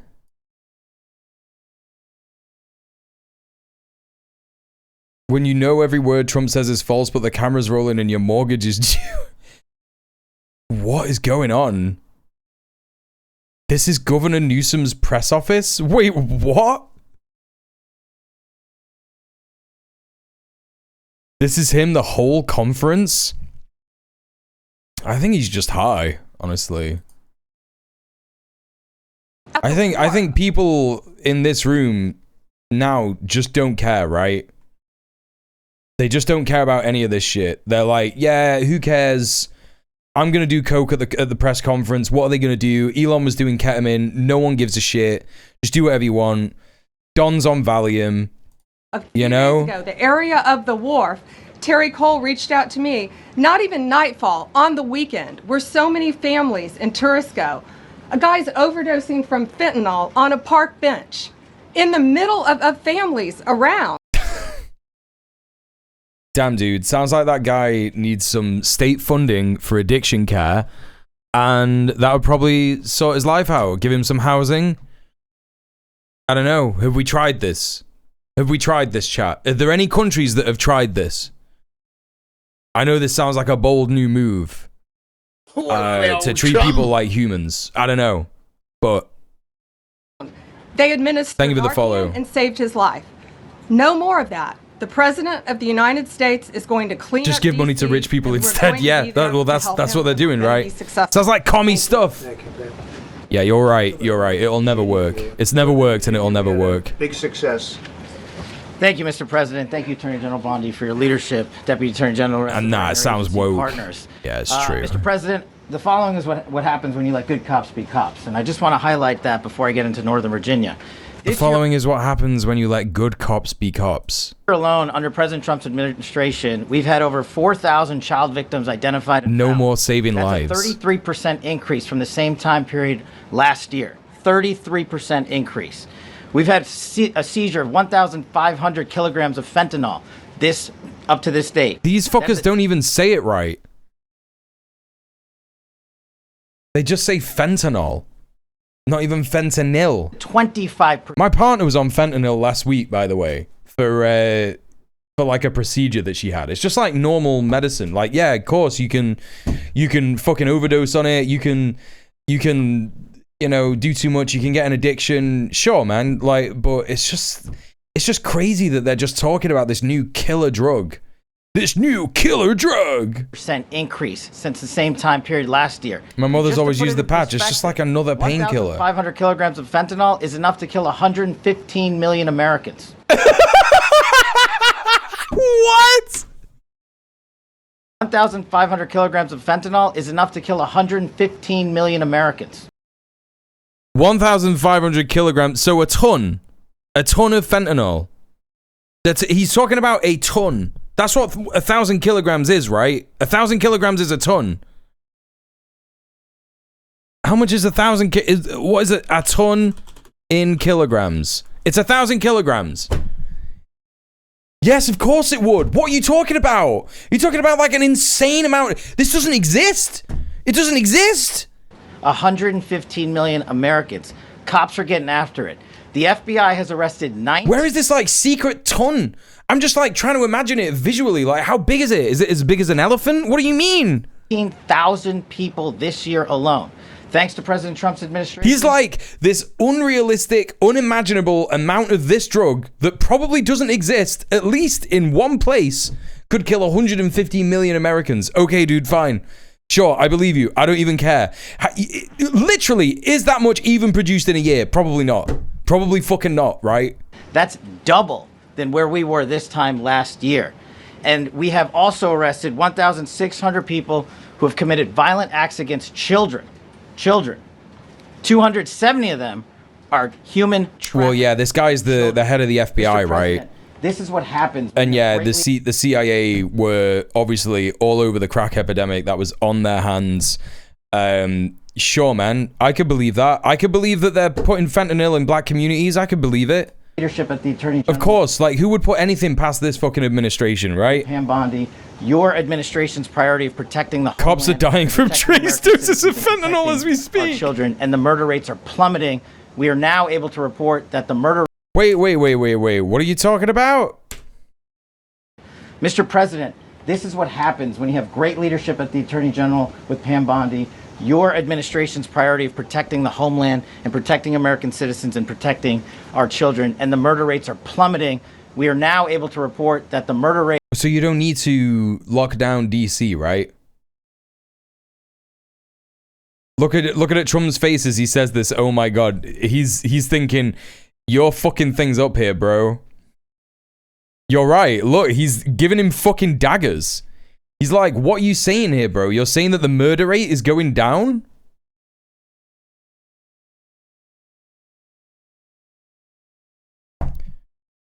Yeah, and Hexgath as well. Hexgath, sorry. They're both giving him daggers to the back of his head.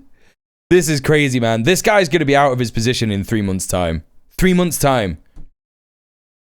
It's literally the cathedral scene from 1984. You're right. You're right. He's saying too much stuff.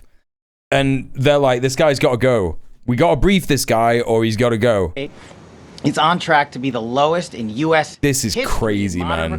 This is crazy. Thanks to this team behind me and President Trump's priorities. And how do we do it? And what are we going to bring to D.C.? What we did in Northern Virginia, thanks to Terry Cole and Governor Youngkin and the team, we stood up a task force out in my Northern Virginia Fighter Jet, field what's up? office, Good to see you. And we said, let's let good cops be cops. Let's get them the intelligence and what they need, and let's get the red tape. Well, that's fascism all over, right? The murder rate is plummeting because Trump is so good, but also it's skyrocketing because of the Democrats. So we gotta send in the troops. Way, and let's get DOJ partnered up with us to bring great prosecutions, and that's exactly what we did. In 1 month, we arrested Strong and weak at the same time. 5 violent felons. It's that picture of Stalin and the third guy who disappears. Yeah. Governor Youngkin's partnership. And living the fucking dream. It's on fire. Yeah. For real. We're all in it together, chat. DC. When you let good cops be cops, when you give them the intel they need, when you work with our Homeland Security Task Force, when you work with Terry and Gaddy and I go way back to Miami. These guys are great leaders of the respective departments and law enforcement capacities. And when you have the DOJ and President Trump driving behind this mission, we are going to clean up Washington, D.C., and we're going to do it the right way, the lawful way, and we're going to make sure Washington, D.C. is safe again. Thank you, Mr. President. It's all just platitudes, and we'd have to actually see what it looks like and what the mobilization is going to be. I don't think there's much more that we can learn here. Let's move on to some other U.S.-related news. So this is something that I saw go by the other day. This person is a Mexican who lives in Mexico. Are Americans aware that down here in Mexico we've been getting bombarded for months with ads of Kristi Noem telling us to our face that we're not welcome in the US, and that these ads even found their way into our national TV broadcast, because I feel like I've seen nobody mention it. So they actually have, literally, in Spanish. I think it's dubbed in Spanish, but we're gonna check out the video anyway. So this will just like show up as an ad on YouTube or an ad on national TV in Mexico. So this is the recording. I'm Kristi Noem, the United States Secretary of Homeland Security. Oh, they're not even dubbed. Of course they wouldn't dub it in Spanish. President Donald J. Trump for securing our border and putting America first. La campaña publicitaria anti-inmigrante lanzada por el gobierno de Estados Unidos comenzó a transmitirse en la televisión. So I think that this is a commentary from this YouTube channel, Grupo Reforma. Is this a political party in the... Durante partidos de fútbol y horarios estelares. In Mexico? Let me deliver a message from President Trump to the world. If you are considering entering America illegally, don't even think about it. This is fucking crazy, chat.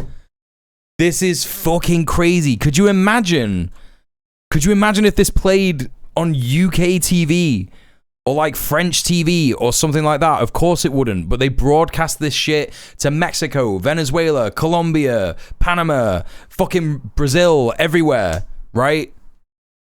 Haiti, Cuba. If you are considering entering America illegally, don't even think about it.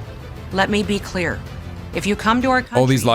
all this footage of fucking ICE just like deporting people who've got birthright and shit, you know what I mean? Not even processing them properly. Laws, we will hunt you down.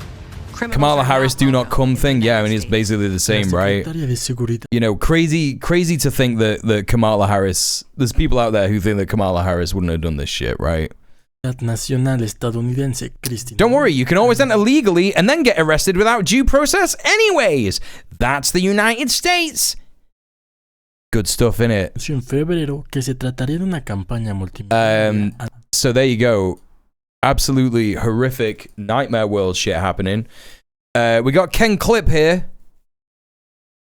Asked if it's time to recognize a Palestinian state. So this is what the Democratic Party is offering amongst all this shit, right? Let's see if we've got any more horrible fascist brain rot shit going on that's related to the Republican Party, the GOP here. We got some good news here that we're going to get into in a bit. Some good US news. Really good US news. Okay, well, this is what the Democrats are offering in response to this. So, this is Pod Save America. They're fairly liberal, right? These guys. I don't really watch this guy. But apparently Pete Buttigieg went on this podcast. Fucking rat boy. Mayo Pete. Right? One of the worst presidential candidates in Democratic Party fucking history, right? Other than Hillary Clinton and Joe Biden. But yeah, Mayo kill the homeless Pete. Pete Buttigieg, transphobic gay, turf gay, right? You know, he's super anti-trans people participating in sports. We had a look at that a couple of weeks ago. So he went on this Pod Save America podcast, and let's find out what he thinks about. Let's find out what he thinks about Palestine. Do you think it's time to recognize a Palestinian state? I think that's a profound question that arouses a lot of the biggest problems that have happened with Israel's survival, or Israel's right to survival in the diplomatic scene. And many of the people who have taken that step historically have done so for different reasons than what we see happening with European countries.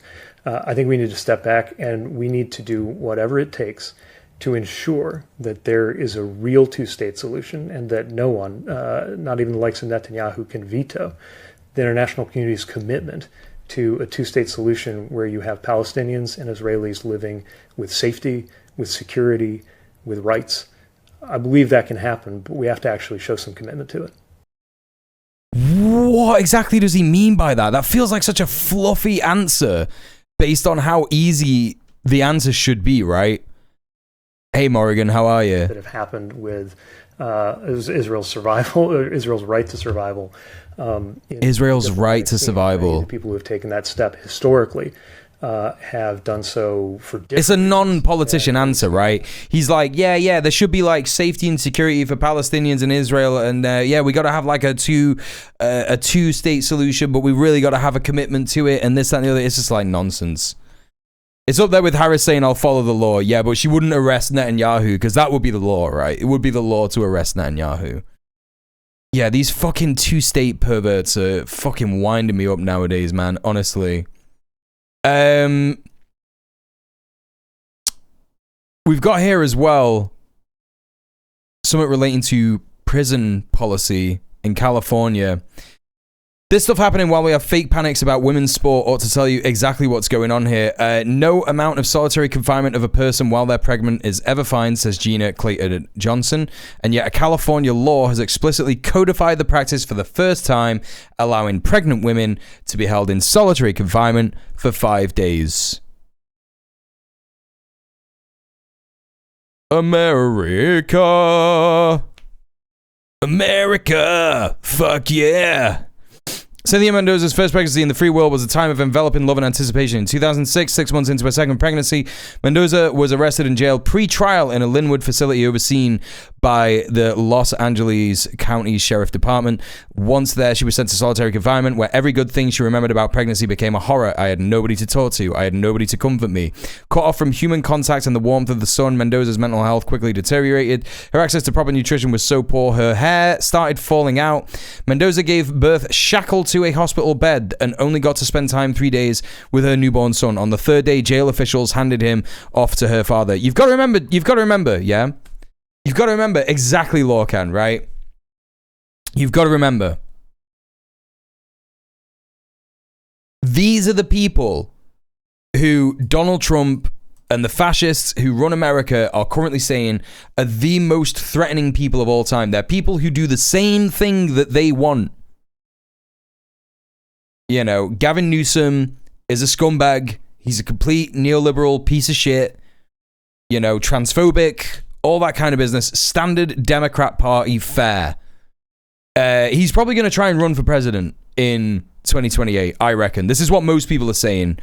Governor of California, Gavin Newsom, the way that he's standing up to Trump, it's like he is gearing up for a presidential run, right? That's what it feels like. But again, being a Democrat just supports all of the fascist authoritarian shit that the Republicans want to do. Just like a little less, a little more toned down, just a tiny bit, right? You know, it just reminds me of that fucking r/Democrats thing again, like the fucking rules in this fucking subreddit, where they're talking about like, don't attack Democrats. No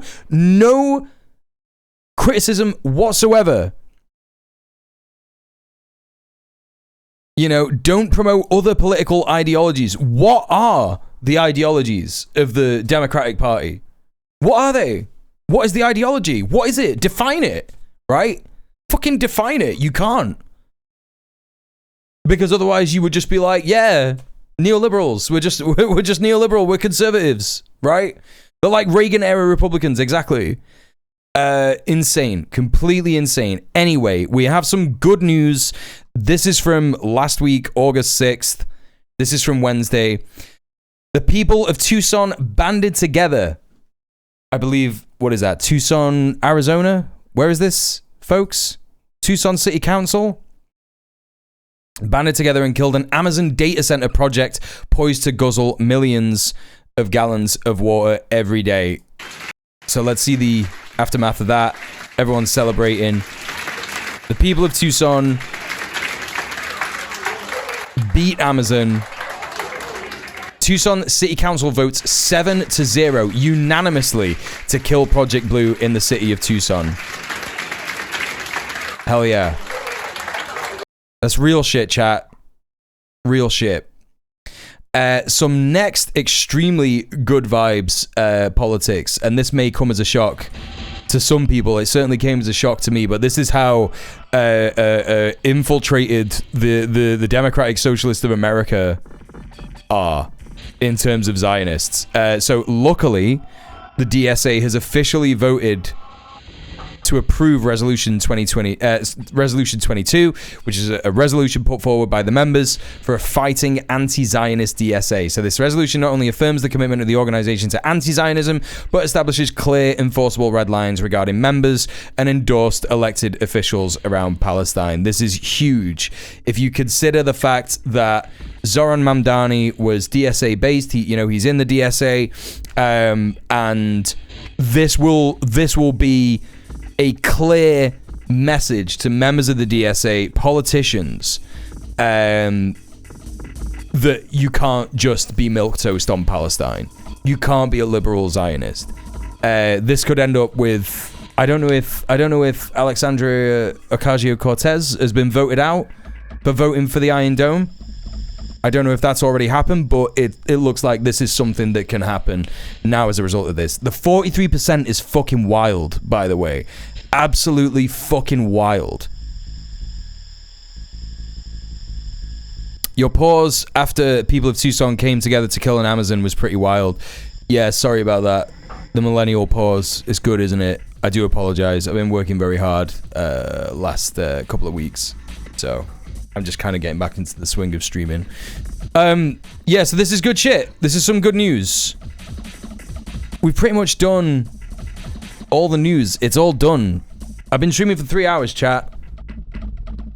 If you have been enjoying the stream, if you liked being here, if you think you learned something, if you've had a laugh, if you felt a bit more hopeful, any of that kind of stuff, even if you just want to see me succeed and pay my bills, please consider subbing off Twitch.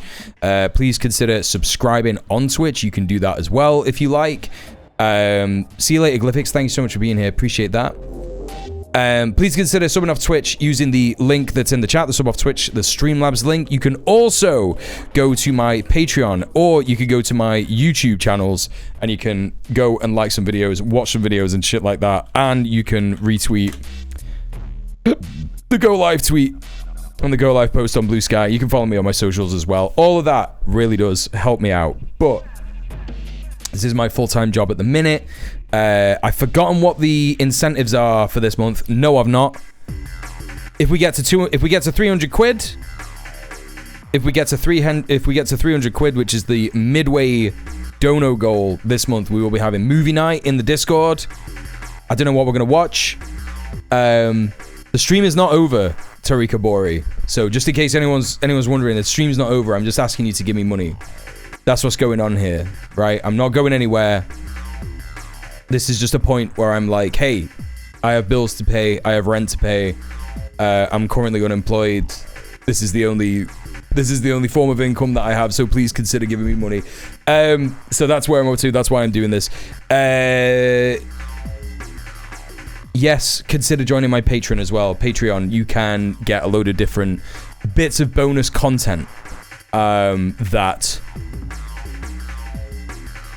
you will enjoy on there. I'm also working on another movie review that's coming out soon, which is about 28 days later. And then when I watch Weapons, I'm hopefully going to review that as well. So that'll be on my Patreon as well for bonus content for tier 2 Patreon subscribers and above. But anyway, chat, I'm going to be right back real quick. I'm just going to go to the toilet. Make sure you use this opportunity to get yourself a drink. Get yourself, take your meds if you take meds and you've forgotten to have them or whatever. I'll be back forthwith. Stretch your legs, look at something other than a computer screen, yada, yada, yada. I'll be right back.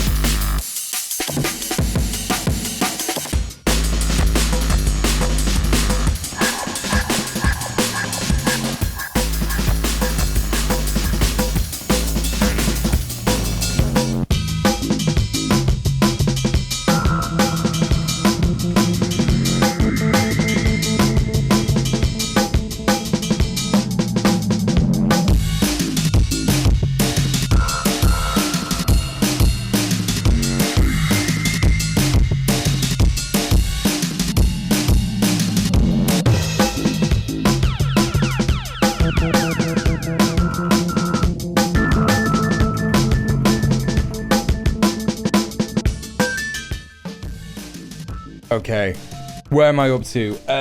Chat, I didn't plan for the stream to be this long, actually.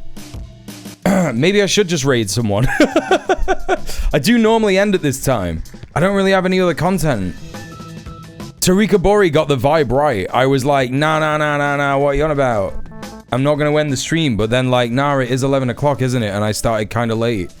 I'm sorry about that. Yeah, maybe I should. Yeah, no, I will. Okay, we are ending the stream. I'm sorry about that. I'm sorry for misleading everybody. We are going to go and raid someone, so don't go anywhere. The raid numbers always help me out greatly, because it makes people think that I'm a really cool guy. Fighter Jet with the £5!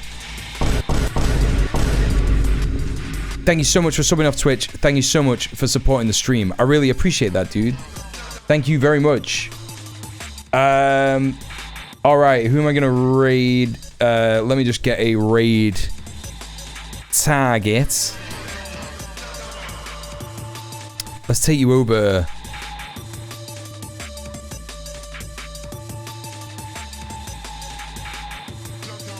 What do you think of 28 years later? I thought it was pretty good. But if you want to know my thoughts, you'll have to become a patron. You starting late is the only reason I make you live still.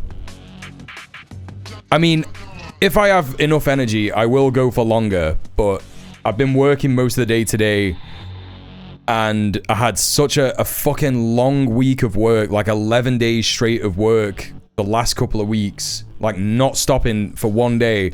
And I only had a day off this Friday, this Saturday. We're going to raid Lux. Basically, that's who we're going to raid. Join me for the raid. If you've got a subscriber badge, if you've got the emotes, use that first message. If you haven't, use the second one. And join me as we raid Lux E Progressive. If you like my politics, you'll like her politics. She's great. Let me just bring up her stream. And then we can join in together. Yikes. Well, enjoy the rest of your night. Thank you very much. Thank you very much. Chat, I'll be back tomorrow, 7 p.m. UK time. We'll have some more content to be looking at. We'll have some more news, some more reacts, all kinds of business. We might look at that UK fascist guy, see what his vibe is all about, see if we can, like, learn anything about him, what his kind of shtick is. So we will probably be checking that out tomorrow. I will see you there.